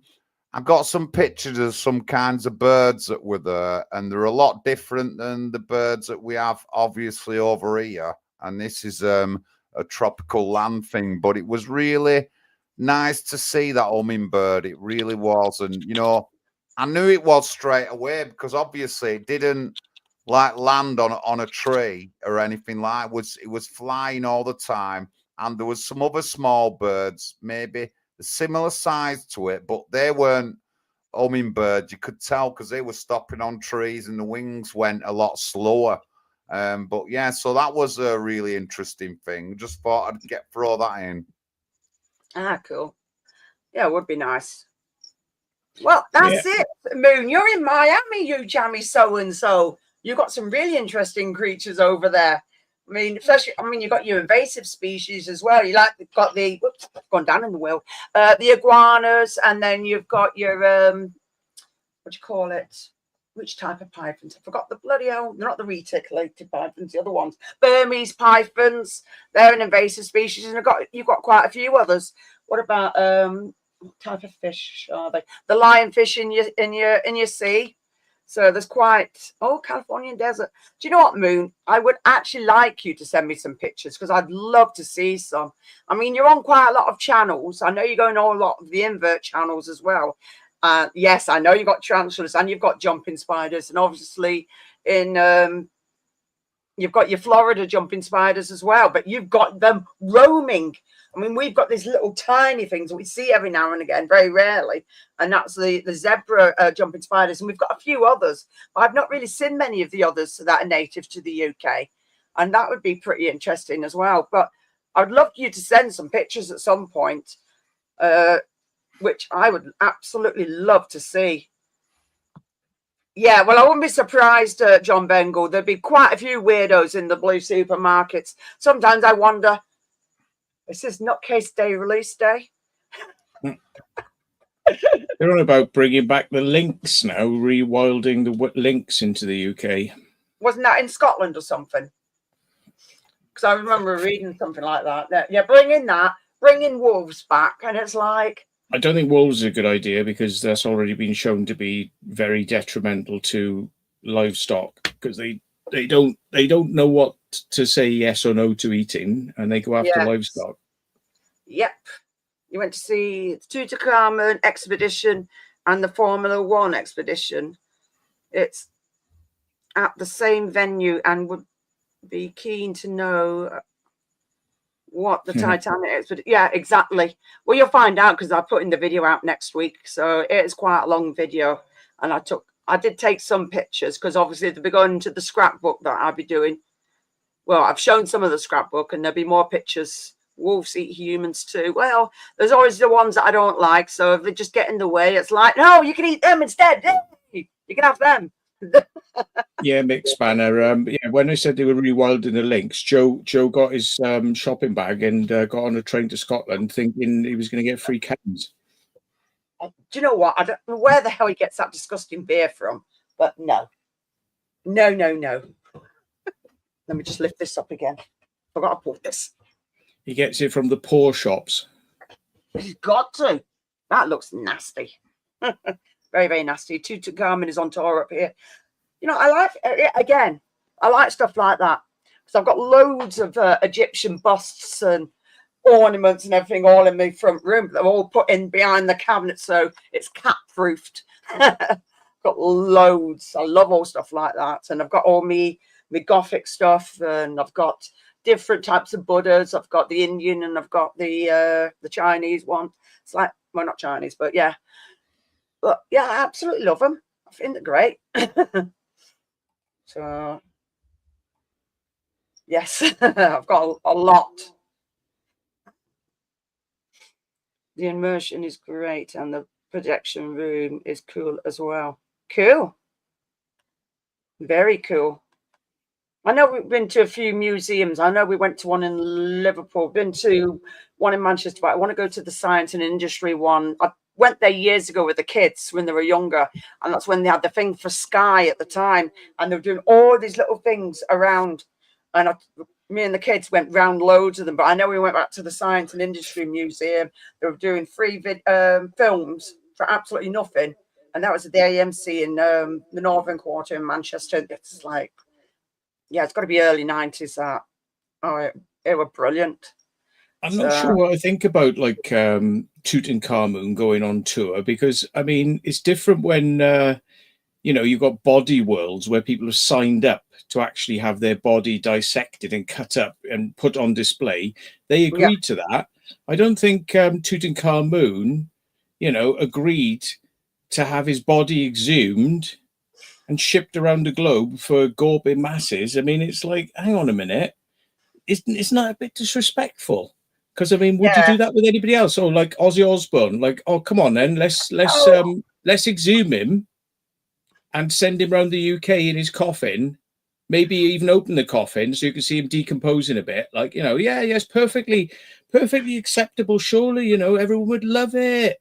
You know, see his decomposing body, like, you know. But I mean, that's exactly the same thing as Tutankhamun. It's like, oh yeah, but it's a long time ago. It's different. It's not different. It's a dead body, and it's respect for the dead. Surely, you know, you leave them where they're meant to be. Yeah, that was the thing that they were selling at the expedition, like parts of the actual Titanic, you know, like bits of wood from it, and it was like, oh no, that's wrong. Oh, they said it was replica stuff. No, it said it was actual bits. Oh no. For a small bit, and I'm like, No, I I didn't think like it. No. Loopy Lozag was saying that Oh the yeah, I heard for Tutankhamun thing. Tutankhamun, yeah. Well, yeah. I'm talking about the expedition for the Titanic. They were selling actual bits that was meant to be from the Titanic, and it's like, no, that's wrong. That's very, very wrong. Why? I don't care if it's going to be worth fucking loads in years' time. It's like, no. It's all right. Everything else, you know, you're seeing bits that have been left behind, but not from the ship. No. Then again, saying that, I think it's disgusting they send in it. If it was the real Tutankhamun, it's disgusting they send that dead body around, you know, like for people to watch it. But if it's not the dead body, why would I want to go? Because there's no dead body to look at. Surely that's not exciting. What's the point? It's just a video. It's a PowerPoint presentation. It's like, no. Yeah, exactly. But then wasn't there a curse though? It was like the guy that discovered it, was it Howard Carter or something, and everybody died, didn't they, from some sort of curse? So it's like, wow, no. It's always a good run at the Science and Industry Museum. I mean, they have a lot of steam machines from the mills, and some of them, a lot of them were made in Oldham. They were developed in Oldham, big part of our history and stuff like that. So there's always that at the Science and Industry Museum, the steam section. And, you know, and I'm proud of it, mate, because that made our industry, as well as other things we did. But, you know, it's part of who we are in Oldham. And I don't know anybody who's my age, whose parents didn't have something to do with a mill or something, or the grandparents didn't have something to do with a mill in like Oldham. Yeah, so, well, that's you already know my mother. She had nothing to do with it. but you know, it's a big part of my history and my town history. So going to the Science and Industry Museum's always a big thing with me, especially when I take the young uns. And like I said, I've not been for a while. I have been there a couple of times. I remember, because like I said, I went with the kids then, and we spent frigging hours there. So, and that's when they were doing, what was the name of that science show? Brainiac. And they had all things from that. So we've still got some of the Brainiac t-shirts, and they've all been signed and everything, the actual t-shirts. I used to love watching that on TV. So, yeah, I've been, but I want to go again, obviously. I've been to, there's another, I know we've been to the War Museum in Manchester as well. I've been to the one in Saddleworth. So that's pretty good. That's a nice place on the canal as well. That's really nice. There is some lovely places, but yeah. I remember going to the National History Museum or something in London, and when I was a kid, and I was walking around, and I was more interested by the fact that it's just like huge rooms, you know, huge rooms and lots of things in them. But it's like I didn't actually take the time to really kind of study what those things were. It was just like, yep, seen it. Yep, seen it. Yep. Walking around and going like, right, next level. Yep. You know, and it's like didn't really take any of it in per se, but just like the buildings, which I suppose is kind of like what I do these days with the Urbex. It's like, yeah, you do. I mean, I went to the national. Yeah, I've been there in the 80s. Oh bloody hell! Wow, I've been to a few places because obviously my auntie used to live there, but now they've been over in Ireland for years now. They left London a long time ago. But yeah, when my auntie lived there, I'd go down there, and I think one of the times I stayed there for a month. So yeah, I went to the National History Museum and a few other places around London. So I've got some very, very old 80s photographs from around London then. So yep, now I wouldn't have anything to do with London. It's horrible. I went back down there in like mid 2000s because I knew somebody down there, and nope, I'd never go back. It's horrible. In fact, no, I'm lying. I went down there when I did that. I went through it when I did the ghost hunt with Claire. So yeah, I think that was the last time I was in London. So yeah, and I didn't like it. It's definitely trained up. Any questions for Big John in the chat there? Any questions? Any questions? I've gone up against Murder Greater Manchester, Andy Burnham.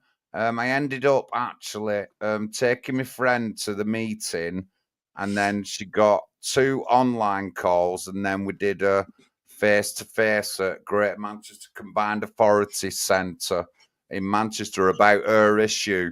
And, you know, like, it was the Abbey area in Manchester, the Abbey Yeah, I know it. Yeah, and there was a sinkhole in Walmer Street, and a load of houses fell down, and one of them was my friend's Bernie, and I'm not joking. She went to get out of the house, and the full sill had dropped, so she couldn't open the door, the front door. So she got the keys out the front door to go to the back door to get out the house, and then got out the house. She's come round the front, and the house has collapsed. That's how far she was, like, inside the house. This had been going on a couple of days.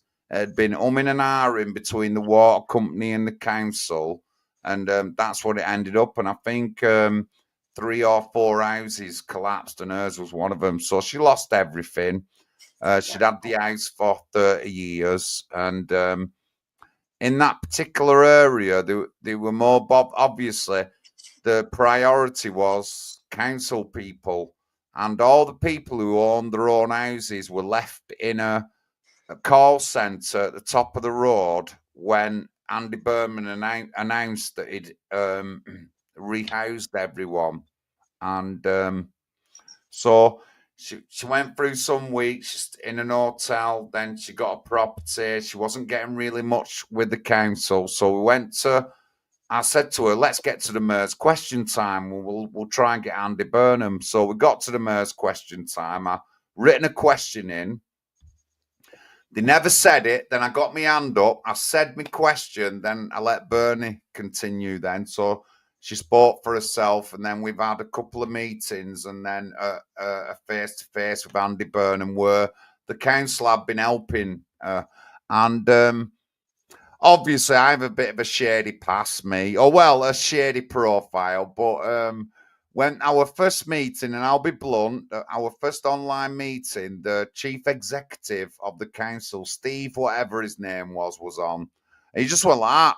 Oh, you're not from around Abbey area, are you? And I went, no, but my friend here suffers from PTSD, high anxiety, and she wouldn't have got this meeting if it weren't for me. And he just shut his mouth.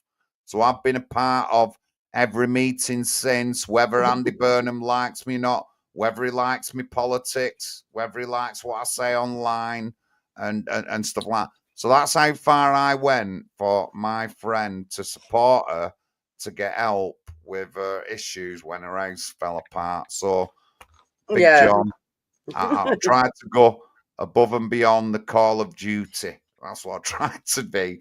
I know I might sound a bit thing. I've had a couple of drinks. So what? I'm honest, as honest can be. I'll help anybody in any kind of situation that I can, especially if it's with councils and stuff like that. I'll help whatever I can do. And I think that's important for local communities to know that when they do speak out, someone listens to them. Because for many years, our politicians and councils have not been listening to us. So there you go. Yeah. Now I'm going to vex your head to say something. Do you remember the day we went down to Alexander Park? I decided to swim in the dirty lake. Yeah. The Alexandra Park boating lake. It looks ominous and all that lot, but when you jump in, it just goes up like 3 or 4 feet. There used to be a guy who worked on the boats, and he called him Hooky because he was a one-handed and had a hook. Yeah, he did.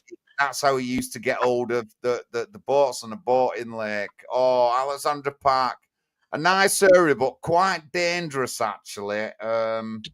Sort of like out of time hours, that particular park. And I could go on and tell you. It's 3 o'clock in the morning, though, if you remember, when we went back. We're doing a recreation from Caddyshack, if I remember. It was safe then. It was safe in the 90s. You know, you didn't get attacked in the park or sexually assaulted. It was the 80s as well. I can give you a load of information about Alexandra Park, and it involves sexual assault.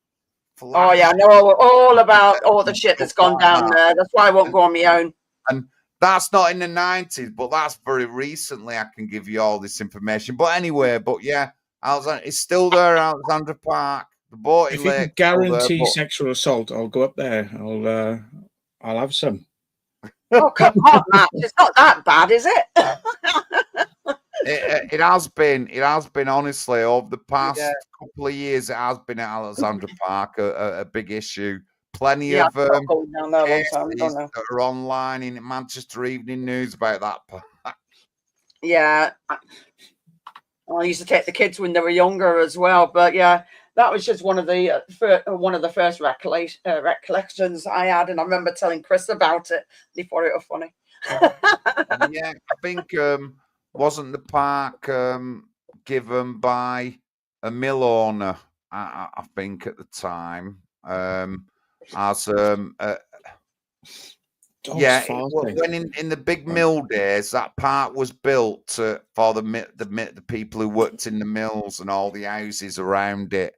And, if I remember correctly, where the park was situated, the houses would have gone out of it like sort of like straight lines out, so like a sun, and ended up like a sun with straight line. That's how it was situated. And at the end of the road nearest to the mill would be the mill manager or something like that, and he would have a double house, a double tourist house at the end of the road, because all them houses at the end of old tourist roads in Oldham are all doubles, and they've got more room and something like that. So bit of a thing about Oldham, but yeah, it was given for the mill people so they could enjoy ducks and all that lot in the middle of Oldham. So that's one. Yeah. I'm trying to think of something else now. There was a place we explored in Birmingham called Licky End, which is a bit of a funny one. Licky End. Oh my day. You know, no. If only I had an extra vertebrae, I would try it. But yeah, this place was actually gifted by the Cadbury family of the Cadbury's chocolate fame. Yeah, and big in Birmingham. Yeah, they gave it back to the community and said, this should be for the community. So they built a centre there as well, which sadly got burnt down not long ago. But yeah, it was nice to they gifted a forest and a whole area of land, and said it was for the community to kind of enjoy, the countryside, and yeah, similar sort of thing. Yeah. Oh yeah. A bit nicer than sort of Bill Gates saying, "I'm gifting you vaccinations." No, thanks. Gift us land, Bill Gates. He's buying land, taking it off farmers for some reason. Weird. Yeah, muppet.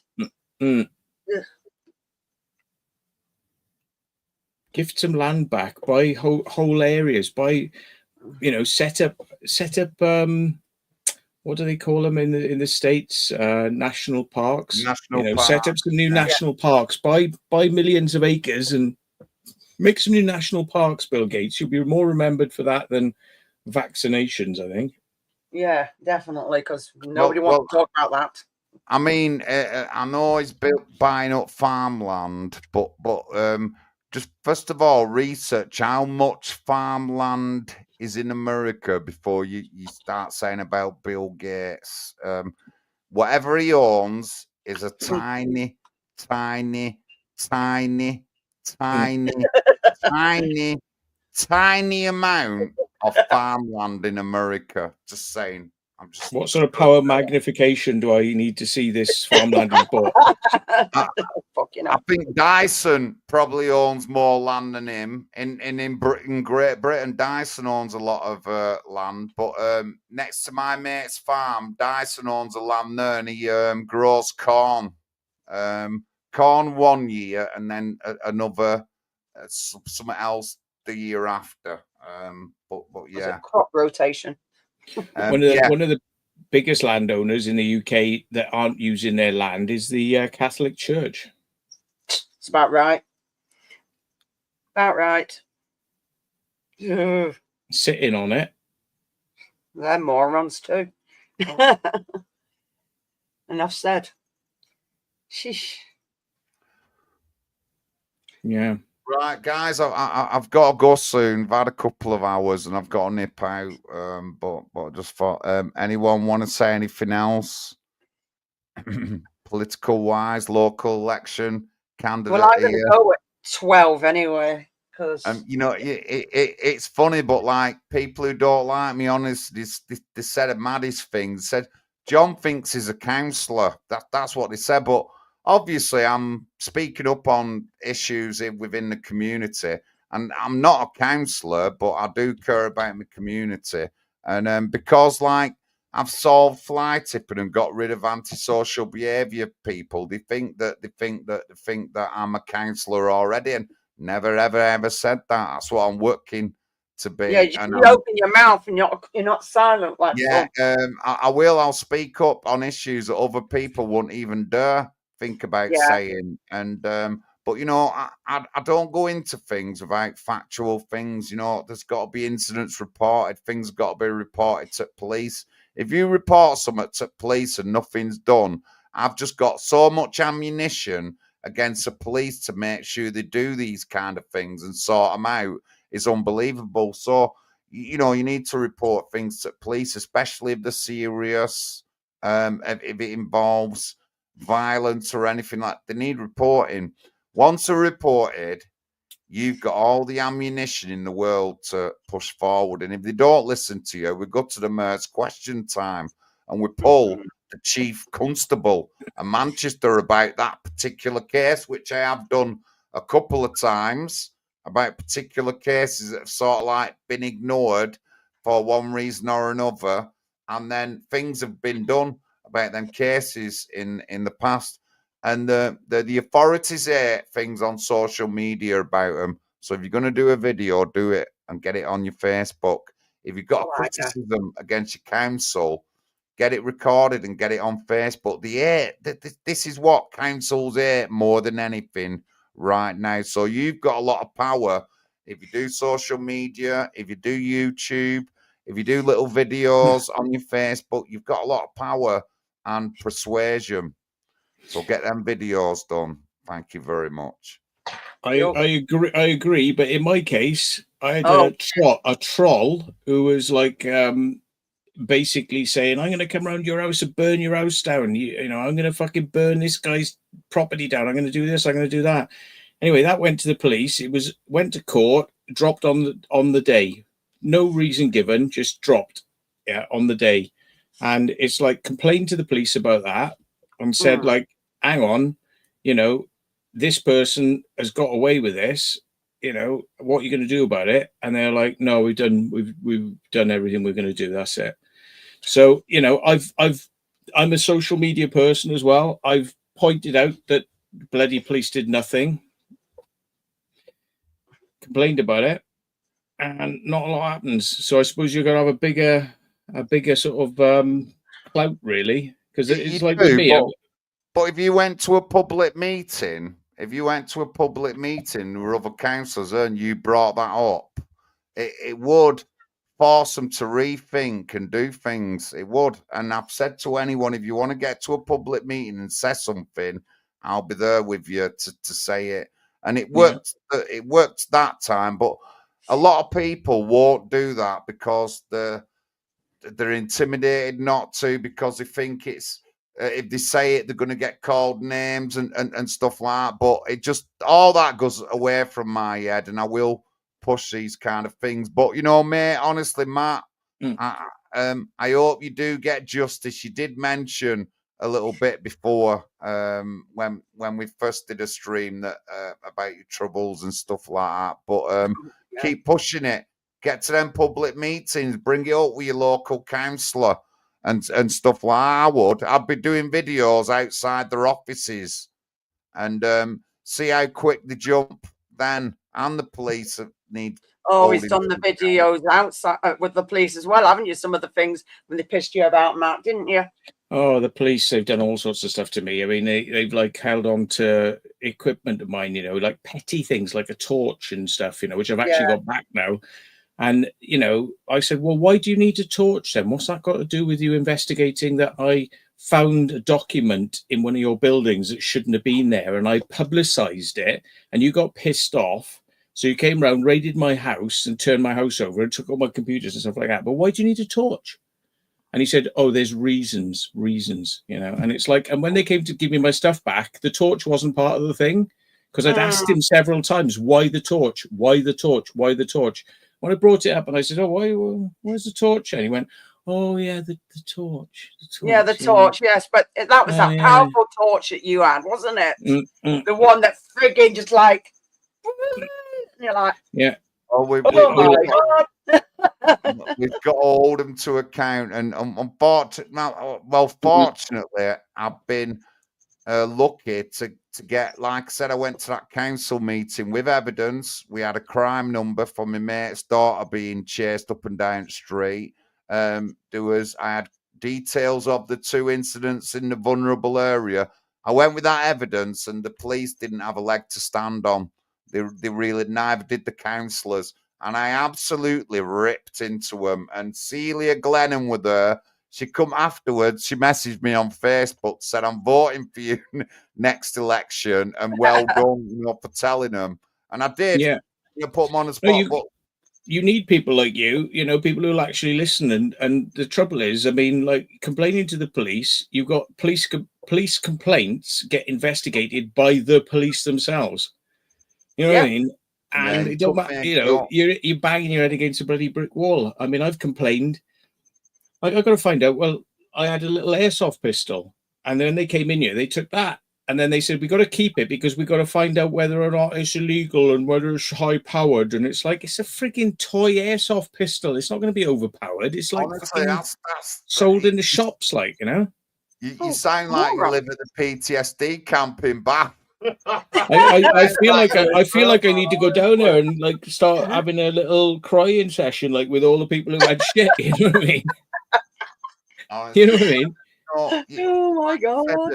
I've got. I want to do things by the law. I want to have faith in the police, but they do not show that at the right times. They really don't. They failed in a lot of things in the past. But you know.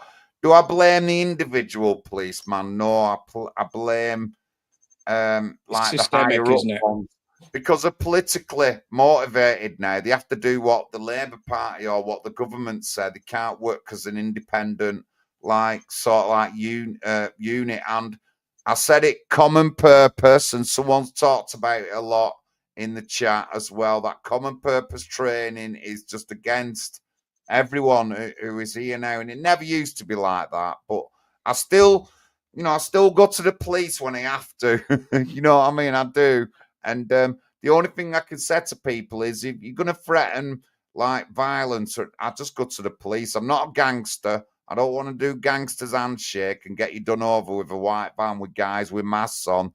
That's not me. My way is the law and the police, and you know. Hopefully we can force them to do things. But Matt, honestly, you should get justice for your case. Honestly, I've heard it so many times, that story of intimidation, taking your stuff, not giving it you back, saying bullshit things. Yeah. Well, would you be able to help Matt out by any chance, John? Might be able to. Never know. Just an idea. I'll have a chat with you offline. I was going to say one last thing then regarding like because it's something you mentioned earlier on.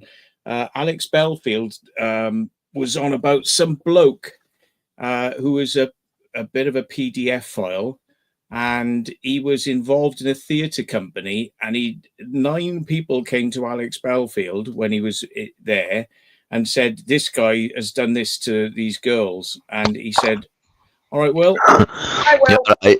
Yeah, okay. I'll just finish this one, otherwise I'll lose my train of thought.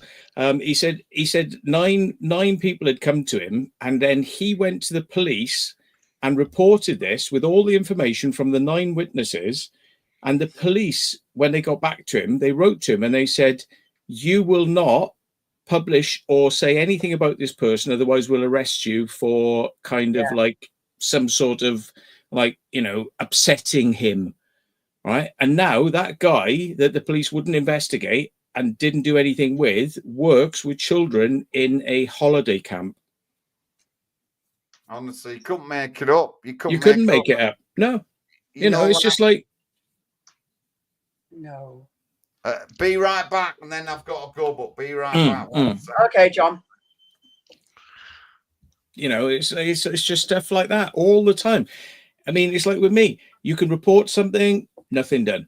It's just like filed paperwork number onto the next thing. Not interested. You know what I mean?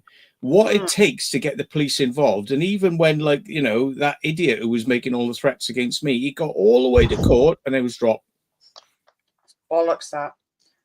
Is that the one you can't talk about, or the other girl? Yeah, when I get accused of stuff and I got to go to court, it never gets fucking dropped. No, it doesn't. The fucking on the day. Oh, we decided not to bother with this now. It's the fucking never ever happens.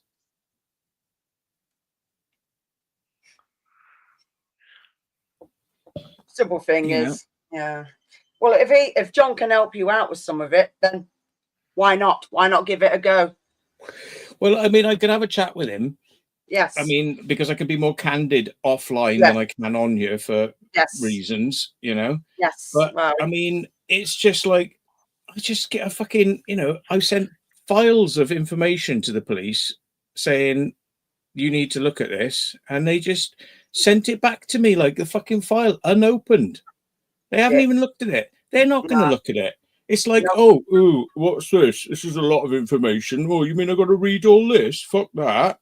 So we just hold it, put it in a folder, and with, you know, like put the date on it, and in 2 months' time, send it back to him. Say, oh, there's nothing we can do about that. We've looked into it, but it's very like, meh. And it's just a time delay system. It's just to delay you. Yeah. So you give up. You know? That's one of the things, isn't it? They say, oh, there's no CCTV now. It's too late and all that because it's took them so long to check it. Like I got chucked out of a fucking nightclub. They pulled my fucking trousers down and threw me sideways onto the fucking concrete floor, and I hadn't done anything. Yeah. And like, oh, all the CCTV in the building wasn't working, and the CCTV on the street. And there's an active CCTV campaign in Devizes where those cameras are on. Yeah, they're on. No cameras, no nothing. So that they couldn't go and say anything to anyone about what they'd done, which was basically, if you think about it, right, sexual assault. They pulled my fucking trousers down so I was naked and threw me with 4 blokes onto the fucking street. Bastards. Right, listen, guys, I've got to go. I've got to go. Thank you for having us on, Jackie. Okay, John. And sorry if I've banged your head with like political stuff, but I'm a right out there activist, and I don't hold no punches, and I go after people's throats, especially when it's council, the authorities, police, or anything like that. Very outspoken. I will talk on a lot of issues. I'm not saying I'm a conspiracy theorist, but, you know, I've got issues with digital equipment like the 5G towers that they have and stuff like that. I do talk about these kind of things. I'm not really like a flat earther or anything like that. A bit more factual than that. But, you know, like the climate and the climate thing they want to do, and everyone's got to go green and all. I've got issues with that. I'm not saying it's a bad thing, but like you've got to do it or suffer. And we're suffering now because we've got no power. We've got no power. We've got no power infrastructure. in the Yeah. UK. We're reliant on people from outside of the United Kingdom when Yes. we should be the #1 power people in the entire planet with Well, the we used to be at resources one point years we've ago. got. And we can still burn oil, but we can still work on green stuff. We can still work on electricity. We can still work getting better nuclear and safer power stations. Like Matt says, they are there now, and we're working off an old model. But them new ones are there right now for us to do, and we can do all that. Let's do it together. Thank you very much. Definitely. Before we go, John, can you just say hello and yeah, goodbye, nice to meet you, sort of thing? Oh yeah, this is thanks, this mate. is Will, This is Thank Will. you. Yeah. Will, you might want to speak to John because you're in Manchester, and some of the things you've got, some of the interesting situations you've got, John might be able to help you with. Very briefly, I'll sum it up. But I mean, he's going to his bloody doctor's surgery and asking to, like, see a doctor, and they're going, "You're being aggressive." So he's filmed them and he's like showing, "I'm not being aggressive. I'm just asking for." No, you're being aggressive. You're banned from the surgery because you're being aggressive. And he can prove that he hasn't been aggressive. I've Could come you have a across. chat? Could you have a chat with him? I've come across that prime example already at a surgery. We're at a doctor's surgery. It was an animal surgery, and I've come across that the exact same story at the animal surgery. So When they're in the wrong, they become the victim, and they're like, "Oh, we can't deal with you because you get out. You're banned. You can't come in and have doctor service now because you're banned." Yeah, honestly, exactly. Yeah, so Will, you need to chat to John because yeah. John's in definitely. Manchester and John knows how to deal with things. And the thing is, John, Will has problems with dyslexia, and he doesn't know how to kind of fill stuff in and like write things. I've helped him with a few bits and pieces, but the thing is, you know who to talk to about this stuff. Yeah. He's in I top can help form. there, Well, Yeah. Well, I'll leave it to Jackie to swap numbers then, yeah? I was going to say, yeah, it's Jackie that got okay, your I'll number. swap And numbers for both thanks, of you John. to John, okay, and do it back. Yeah. Yeah, definitely. He's on WhatsApp as well. So yeah. Okay, Yeah, I'll cool. do that to both of you. All right, cheers. There we go. Okay, Nice there to you meet go. you, John, anyway. Yeah, no worries, mate. No worries. It's good you Will. came on because Very I much. didn't think to kind of connect the dots there. Yeah, okay. Yeah. Yeah, For Oh, a yeah, little while. we'll get I things was, sorted. yeah, I was Them watching kind for a of little things while I'm dead before I came on. interested in. Them kind of things I'm dead interested in. I just do a bit of an explanation. So, a couple of mornings ago, a local shop up near us, a lad was arrested. And what had gone on, he'd turned up, he's chained his dog up to go into the shop. Before he's gone in the shop, someone's turned up behind him, couldn't speak English. He's tried talking to him. The guys attacked him. The police were already waiting in the area, and now my mate is being charged with an hate crime because he said something against the guy after the guy attacked him. And the police are all like, it's got to be an hate crime. And even he said the solicitor sounds like it's got to be that way. And I went, well, listen, it's not going that way. Get me involved and we'll go and have a word with them. So, it's the police aren't, they're not working for us. They're working against us. Obviously, this hate crime thing, it's everything it's all in the rage. That's what the Labour Party and all, it's all in the rage. So the police are just doing what the politicians want instead of doing the job properly. Saying that, they've got to label certain crimes or as many crimes as they can as that because they've got to create the figures. Statistics in, of course. Yeah, that's all it is. The next thing you'll see on news, hate crimes are up by 60%. But they don't tell you all what went on in them hate crimes. They don't tell you that someone were being beaten on beforehand. Before they don't tell you that being beat with a 2 before. They don't tell you that. And they don't tell you all the other people who got beaten up, they never came out because it was not of interest to them. Yeah. Like that nice kid who got run over in an electric motorbike incident in Middleton. And, you know what I mean? Really nice lad. Yeah. That's what the news said. But yeah, it all came out that he's trying to rob his son and all that with a machete on someone and all he that. got his bike off him and still chased him and attacked him with a machete. Yes. Even though he's got the bike. But he's a nice lad, what the press say.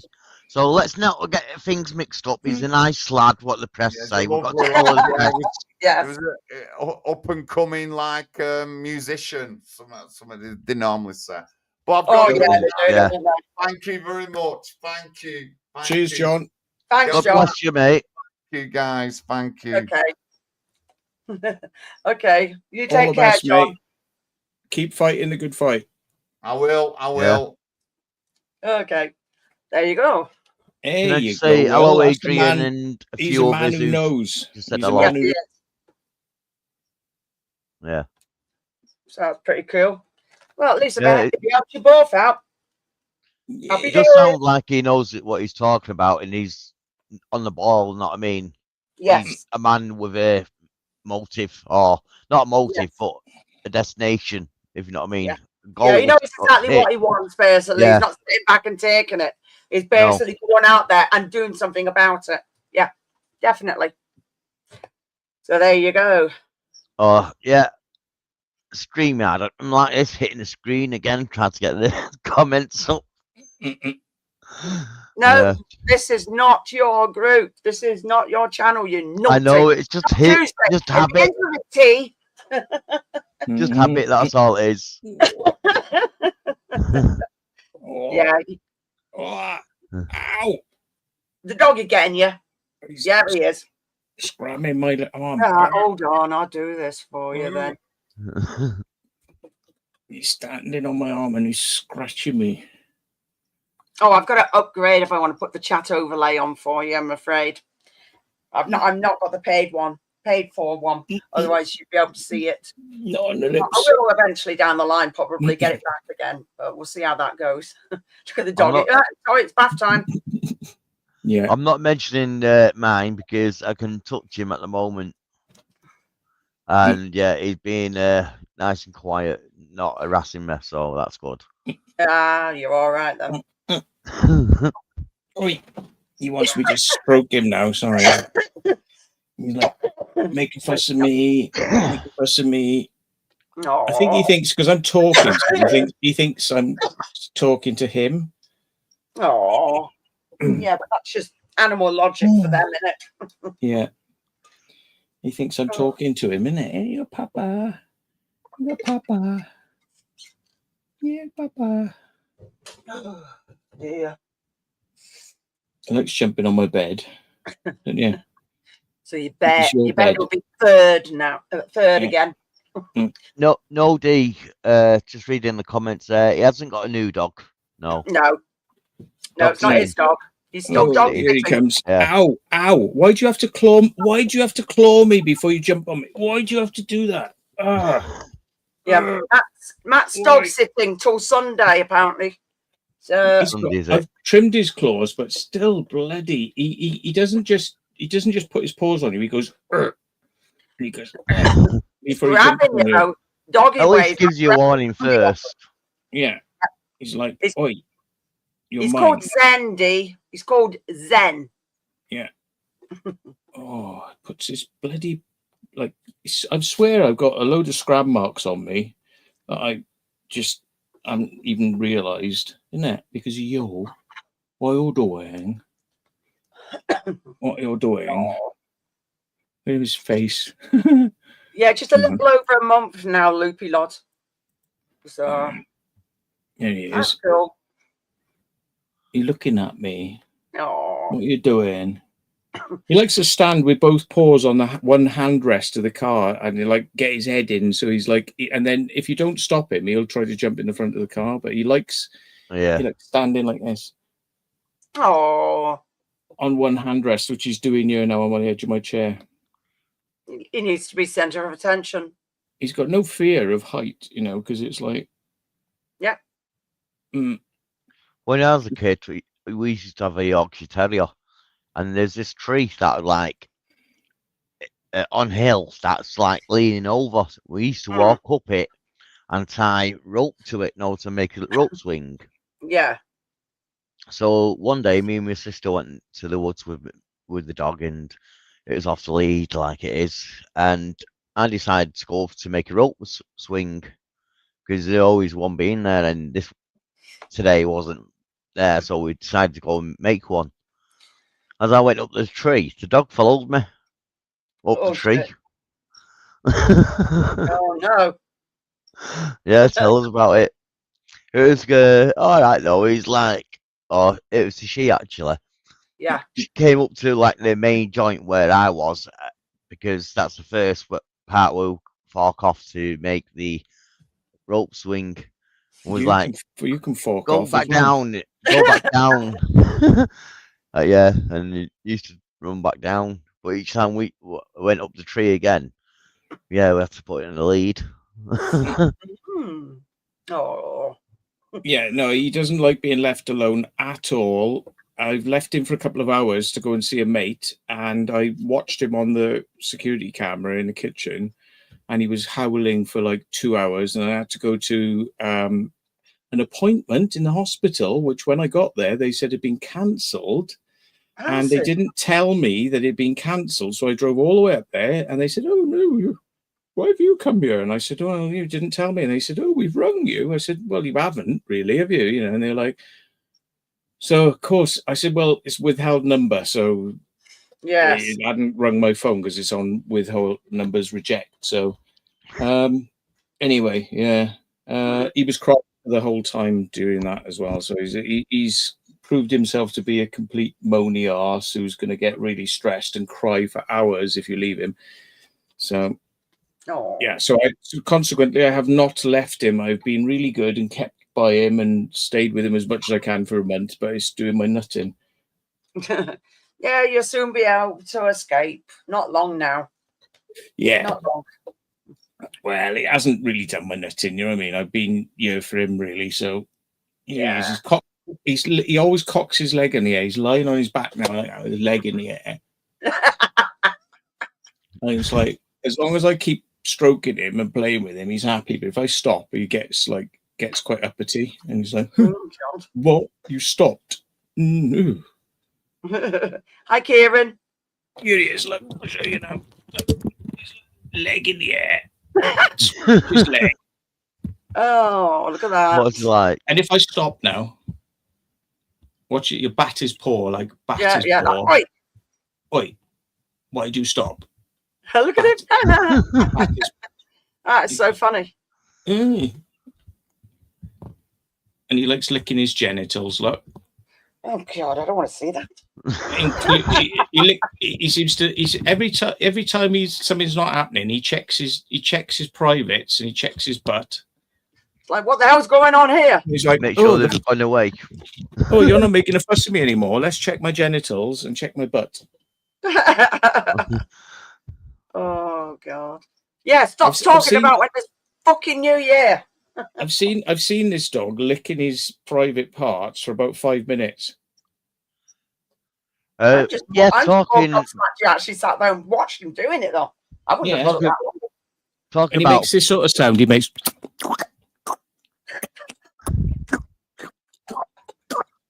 like he's doing now. Look, right? Look. Right, and he'll do that for sometimes up to 5 minutes. Anyway, yeah, believe it or not, I've seen Jingles All the Way advertised on TV the other day. No. Yeah. No, my saying that I don't have main. Back in a second, go and toilet. But that, no. He has actually stopped licking his genitals now, but now his legs in the air again. He wants me to stroke him again. Grab his leg, and then he kicks. Then he grabs his leg back, and I grab his leg, and he kicks it, and then I grab it again. Oh, the joy of animals. He doesn't lick his balls. He licks his hole, and his back end. He's licking his back end now. See, I told you. No, he's licking his fur now, but he was just a second ago licking his back end. That's got to be the signs of anxiety or something like that. Then it's got to be because he's, like you said, he doesn't like being left And if you leave him, especially if he's eating food, he follows you. So that's got to be some sort of anxiety thing going on. I don't know. I did say to his owners, because when I went to pick him up, they said, oh, he seems to lick himself quite a lot down there. And I said, he hasn't got a UTI or something wrong. Yeah. And I've kind of watched him, and it's just like, no, it's not like as if he's in distress. He's just like sitting there like, yeah. So I don't know whether he's actually getting enjoyment out of it, but he's certainly very clean down in that region. He's flipped over now. He's around the other side now. But they do say that sometimes animals, if they overgroom, sometimes it can be, you know, if they're upset, stress or anxiety or something like that. So it could be. Because like you said, we want you to constantly be stroking him. And it depends if they really, really mollycoddled him. I touch him, his leg will go in the air. Woo, leg in the air. Wants his belly rubbed. He wants a belly rub. Yeah. Well, he can't really rub his belly because I know. Yeah. Ooh. Oh. Well, I can rub his chest, but yeah, he's looking at me. I think he thinks I'm talking to him all the time. That's the trouble when I'm on these things. Yeah, but, definitely. And Kieran, I've said this before, and I said the answer is yes. I would have a black widow spider. So I gotta be back in a second. You'll have to forgive me. It's all that beer going through me. Oh, look, he wants to go now. Look, he's jumped off. Yeah, he's coming with you. Every time I leave, he's go. You going out? Right. See, he'd be like, I'm going out now. Yeah, the dog's got to go as well. You get your escort. I've got the escorts to the toilet. I'm going out now. A couple of cats. This is what I'm saying, see, because he won't eat his food. He won't even eat his food unless I stand down there. Because if I come back up, he'll be straight back up. You watch now. I'll leave, and you see how quickly he comes back up when I come back up. Yeah, exactly. So he's following you. So he's going to be constantly there. I've got a couple of cats that do that. So it's definitely some sort of sort of anxiety thing. Yep. You do get some animals like that, though. They just, I don't know, don't like being left alone. If he's been really, insecure, definitely, D. Because you get some animals. My mum's, her dog, if she goes anywhere, he cries like mad because he's been mollycoddled and she's not left him in the early days. You know, just going shopping and doing stuff like that. Gets really, really stressed out. Won't go to other people. It's just a pain in the bum.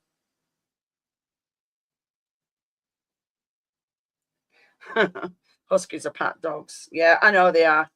But some animals, they're just, even, like you said, even when they're eating, you know, the main thing. I mean, some animals want to be left alone to eat the food. Well, we've got a couple of cats. If you leave them, they want you there. Why? I don't know. So, it's the joys. There he comes. There he is. Yeah, there's his shadow. Straight away. Watch him now. He'll jump on the bed. Watch out. Yep. They leave him alone. He'll just go. Oh. He's looking at me now. Yep. Oh, look at him. Oh no. Cute. Fair enough. No, he said. Let's get my headphones on. Oh. Sorry, right. Couldn't hear what you were saying then. He'll just jump on the bed in a second. You see him, he'll take off almost vertically. If I set that like that, you'll be able to see him then. Yeah. Oh, I do like having a pint on a live stream, but I'll give you a description of what it feels like. It feels like somebody's got a feather and they're shoving it up my chap's eye, and it's like tickling and painful, but tickling. Yeah, it's not good. Definitely not good. Yeah. It's been getting worse as well, because I mean I used to do a lot of live streams, and let's go like fucking hell. So God, that's not good. So what have they said when they're going to actually do anything? Well, yeah, when they finally get me in, then they'll say, yeah, we'll put you on the list, and then I'll get a date and something will get done, and I'm all up for it. I mean, definitely. I don't give a shit. Like, I mean, they had to do 5 operations before they cleared one side. I'll have another 5 operations. I don't give a fuck. As long as you get it sorted, you want your life back, basically. Not going to be not fucking nice. Don't need it. Really don't. What's that? Your balls getting sapped again to break down the stones? Not inside the balls, they're not. No, No, it's in the it's between. It's just after the kidney. Kidney. It's just below the kidney. The stones fall out of the kidney, and then they get trapped going down the tubes, and then Plug hole, basically. Yeah. Yeah, it basically plugs it up. And when I had both sides were blocked, it meant that there was fluid building up in the kidneys. It wasn't, and it was going like funky and infected, and then it was infecting the kidneys, and I was getting UTIs. Now they've cleared one side. Now, oh God, what a relief, because I don't get the UTIs anymore.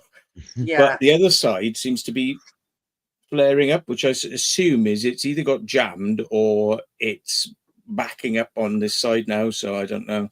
But just really be great to just like go back to normal and not have to be pissing all the time and drinking loads of water and piss. Yeah. I bet.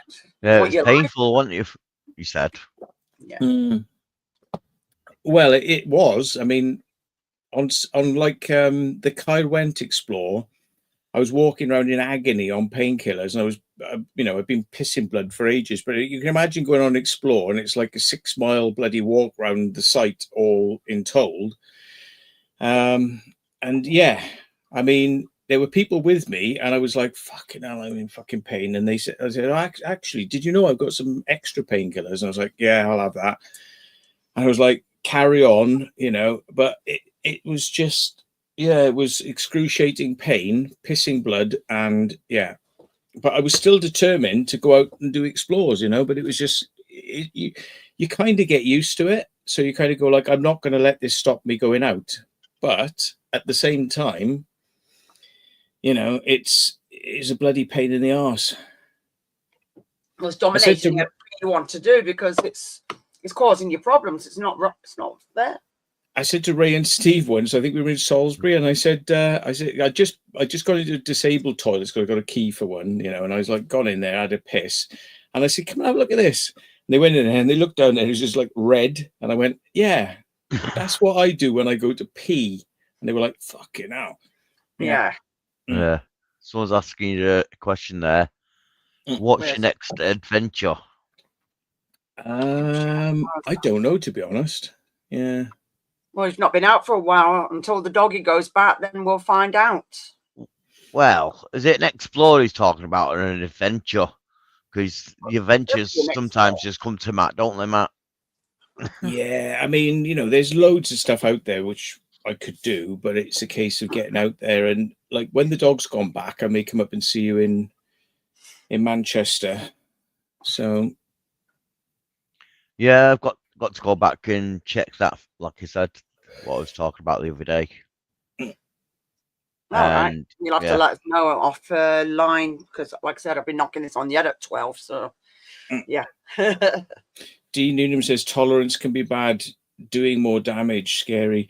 Well, the thing is, it got to the point where I was so fucking pissed off with the pain and everything. It was like it drives you to distraction. So what I did is I went out with Glenn to see the Red Sands forts, and I went out in the boat, and I could have taken it easy, but I just went full throttle onto the waves, going bang, bang, bang, bang, bang, bang, bang for an hour, and then same thing on the way back. And the reason was because I was just like, it's like something, and I was just thinking, fucking move the stone, move it. And if there's a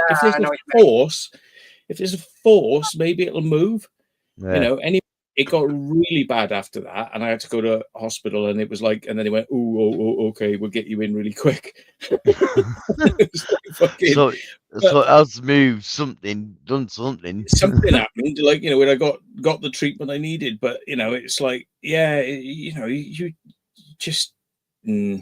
Good job you didn't go for pee overboard, else it'd be called the Red Sea forts. Yeah. Give up your day job, you.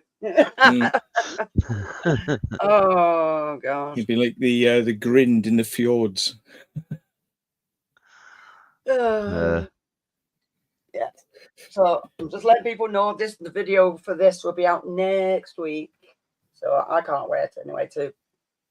So I went to the Titanic expedition today, so it'd be fun. Cool. So, Where was that? Manchester. It was It was somewhere not far off Deansgate. Oh, so it's in Manchester itself, yeah. Yeah, but it's 40 quid per person to get in. Ooh, 40 quid? Yeah. Well, you're paying the Titanic tax there, aren't you? Probably. Yes. Yeah. Yes, I know. It was pretty pricey. But there's some other places I want to go as well. So I said to Sam, right, we're going there next. Sorry? Do you get an ice cube with that 40 quid? The ice cube? No, do you get an ice cube, yeah? Do you get a drink in there, an ice cube in it, yeah? Yeah. Fuck that. Oh my days. Yeah, it was pretty pricey, but I mean there's other places I want to go to. So like I said, it cost like 18 quid for my house all the way down there in Uber. And Simon paid going back, so I don't know. I don't know what it was. Wouldn't you try it? No. No. I wanted directly to it, so I got directly dropped off there. Yeah, I suppose some places are worth going though, know what I mean? It's like a once in a lifetime thing. Yeah, exactly. So and I was right, Matt. The funeral was yesterday of Jack Osborne. Ozzy Osbourne. Ozzy Osbourne. Ozzy Osbourne. Yeah, I wasn't mistaken. I'd heard it was going to be a thing in Birmingham, but it was kind of they didn't take his body around, did they? He was in the hearse. Oh, they did take his body around, right? So yeah, they took it went through the streets and everything. Yeah, I seen that. Because there was a previous report that he'd been laid to rest in Highgate Cemetery. And it's like, well, hang on. How are they taking him around Birmingham then? Yeah. No, it's Birmingham. No. So I even know somebody that's been down there as well. Lives not far from there. I knew a few people around Birmingham anyway. So, no. Yeah. Oh, God. Yeah, I'm all sweaty now. In Vegas have a secret. Oh, yeah, well, that's what they do. Like rich people like that, Kieran. They got a place like that in Disneyland as well. It's like a adult club where things that you wouldn't think go on in Disneyland go on. Yeah, but a lot of people, if you actually look into it, probably know. I do. I know that. Little Miss Madder put something in there. Well, Birmingham, it was a private service. Yeah, I know that, but you went through the streets and the hearse, and there was a load of cars behind. So yeah, somebody actually showing that as well. Yeah, stopped at the Black Sabbath Bridge. Yeah, so, pretty cool.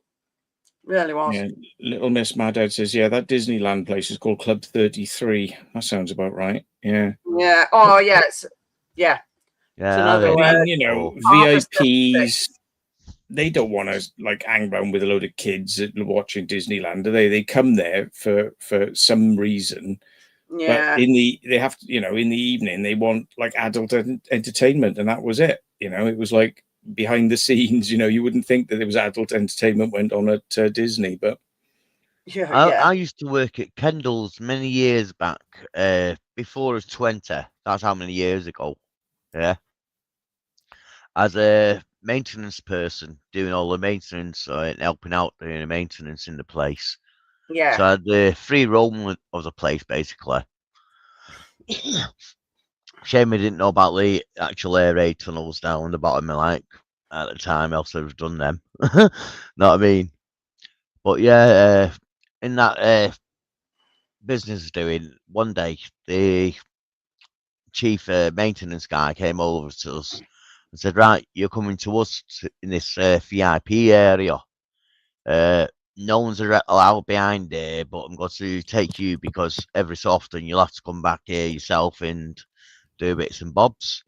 He says, probably everyone in here you'll see is a multimillionaire. And soon as we walk through these doors, it's like leather Chesterfields and big seat armchairs, no full leather, and people smoking cigars and coffee, and yeah, all nice and chromy and La-di-da. goldy things, yeah, all tarted up.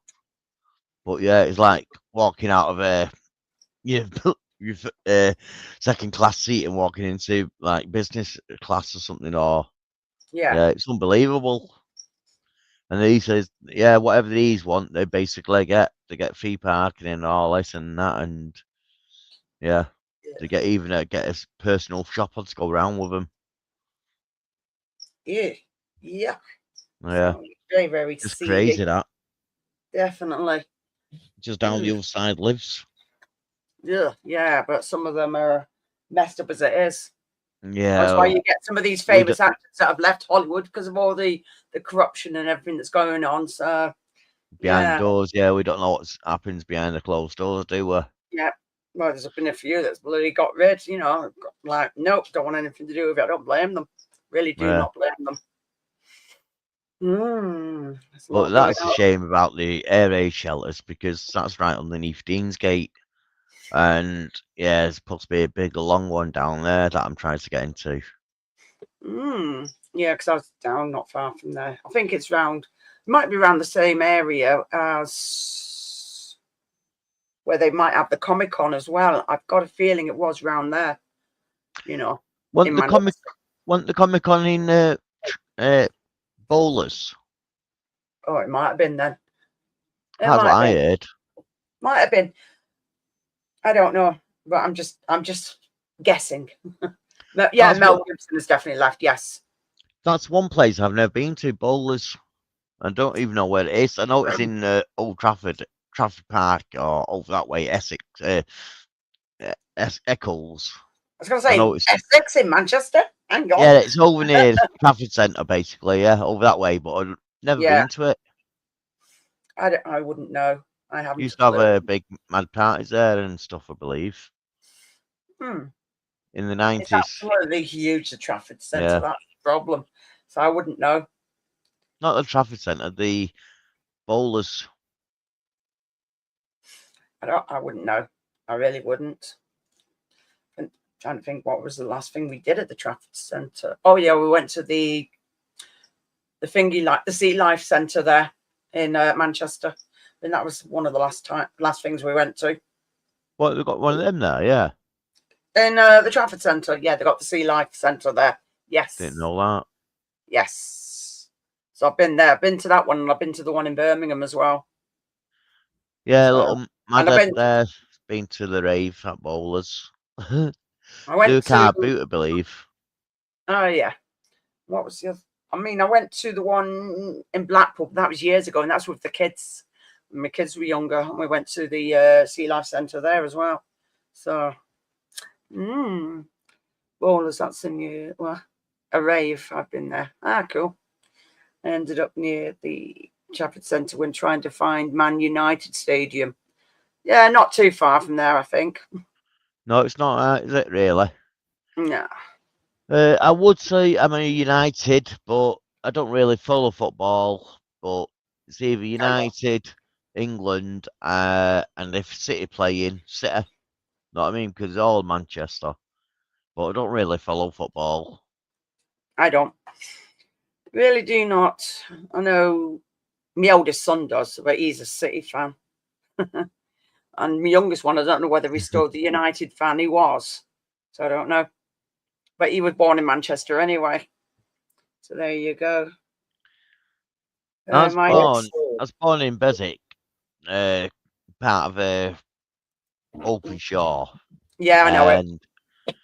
Basically, I was too young to remember. Moved from there to Ustenheath, and just across the road from where we used to live was the old United training ground, or United ground. Yeah, it was called Newton Heath, and so because it had a different name, didn't it? Yeah, that's it. And everyone round there and on that estate was the Red, and that's probably where I picked it up from. Know what I mean, being the Red. Yeah. But saying that now, round here, nowhere near as many reds. It's more blues. You always see the blue tops. Ah, there But you go. saying that, they did move the ground, city ground, to Manchester, haven't they? So Yeah, it's in Eastlands. yeah. Yep.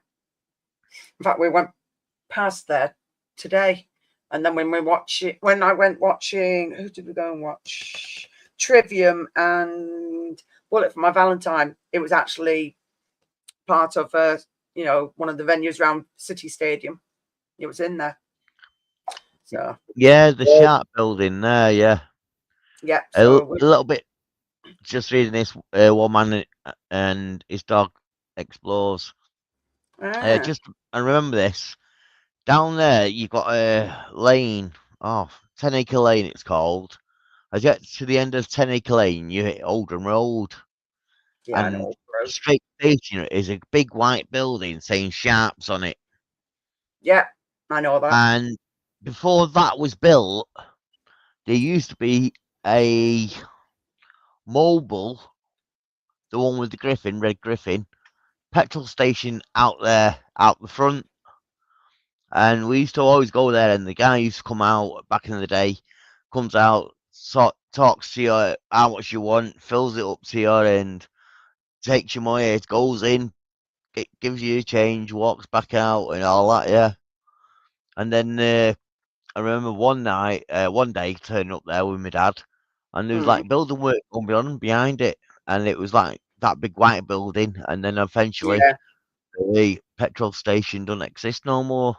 Yeah, yeah, but yeah, it's crazy memories I have that place. Yeah, yeah. And it's all one straight road, though. Obviously, going down bloody was it Manchester Road? Then it goes down to Oldham Road straight into Manchester. yeah, So that's one long road. Because at one point, my son was born in Manchester. We were born at St Mary's, and we lived basically, it was part of between Abbey, Gorton, and then they went to a school in Openshaw. So we were there for a few years, and then we moved again. So we moved around a few houses. yeah. Why is Alan Park? Let's talk about football. No, no. Do you not like footy? Do you not like it? It's not my thing. No, but I've bumped into Paul Scholes a few times. My mum used to work with his mum, and we went to his kid's christening basically. Cute. And the christening cake was like 4 foot wide long, about 2 foot deep. Yeah, Bloody hell. tell us about it. That's the biggest christening cake I've ever seen. Jesus, man, he's got the money for it. Well, had the money That for it. that was back in the late 90s. Yeah, when he first started playing for United. He wanted a Honda Prelude, believe it or not, but the insurance quoted him a daft price, and they couldn't afford a Honda Prelude. Jeez. No, because he a brand new player and whatever, and it was he was about, I think he was about in his teens when he started United, and for his first game he done an hat trick, scored an hat trick, and yeah, I think they just valued him too much or whatever when he said a professional footballer for United. Yeah. Like, no, we're not giving you that at this age. So I'm just hearing some peculiar noise in the corner. I keep hearing it, and I'm like, what's going on over there? It's just weird. Got no escape tarantulas, that's for sure. I've got 2 escaped snakes, though, but no tarantulas. Kev Keegan lived next door to my ex's parents. His mum lived there till she passed. Seen him loads, South Yorkshire. Cool. Yeah, excellent. Yeah. Well, Yorkshire's not that far from where I live in Oldham, so not that far at all. It's only up the road. Who wants a treat then? But it's like anyone else who's famous like that is basically is your next door neighbour sometimes, you know what I mean? Yep. And I remember meeting the first YouTuber ever. I was like so excited to meet him, you know what I mean? It's like, oh, I found a YouTuber. And at the end of the day, I'm a YouTuber now, and when people come up to us and say, "Oh, I've been watching you," and I'm like, "Yeah, I'm just a normal person, just like you. Go out and do it." Know what I mean? Normal? Shit, no. What? Oh, that's Well, it. no one's normal though, is there? What is Yeah, normal true. these days? Exactly. You got to define what's normal. Normal is not normal these days. That's what it is. True. That's the new Dinkum, norm. Dinkum says if you're on in 10 minutes' time, he'll come on. All right, cool. So Yeah, that's going to work now, actually, because that was 10 minutes ago. Yeah, I was that's going to cool. say I'm going to shoot off now anyway. I thought you were going to say something that was not online. It was either you or Matt was going to say something. Oh, yeah. Well, because I'm going to be ending it. You can come on and chat if you want behind the scenes. Oh, well. Give us a bell later. A little message and tell you what it is later. What I was talking about. Okay, for sure. Because I'm finishing in a minute. So. Oh, are you? Yeah. Because I need to go and rest. My bloody body's crying at me. Also, I've heard of another place. Someone told us another place. I don't know how true it is. He said he got in there, and it's used by the, or was used by the military, and there's train lines there and stuff like that. And when he was in there, he's seen loads of grenades and bullshit like that, from the World War II and all that. Oh, I don't know whether that's true, because if it's true, I don't think they'd just store him there still. Know what I mean? But yeah, someone's told us a little story and told us where to look. I said, I've heard about that, and underneath that's supposed to be like a time capsule. He went, no, it's not. Yeah, I don't know. Not a clue. Well, Dinkum, you can still come in, but it'll just be off air, dude. So it's up to you. Got and then it's opportunity if anybody else wants to go live, if you know what I mean. No, I'm not gonna go live. I can't do it. Right, I am going to call it. So I'm going to basically say thanks for John that was on earlier. Thank you to Matt, and thank you for Will for coming on. And like I said, the next video, I don't know what I'm doing for the animal one on Monday. It's usually something, but on Thursday next week, it will be for the Titanic expedition. So I'm going to have fun editing that. So yeah, hopefully I'll be looking forward to doing it myself, and I hope you are looking forward to watching it. So anyway, everybody, says, wherever you are, Matt never goes live. Have you noticed how fucking back and forth to the bloody toilet I am all the time? Probably exhausted. Stay on longer, Jackie, please. No, because Will wants to go, and I've got things to do myself. I'm going to go and pass out upstairs afterwards. So I tell you what, I'll go live for a little bit, right? I'll go live for a little bit, but I am back and forth the bloody toilet. So yeah, and I ain't got any more beers, so I'm on the water now. Innit? Yeah. Yeah. So anyway, I'll catch you all later. There you go. See you later. Bye-bye. Yeah. Mwah, mwah, mwah. All right. See you in a bit.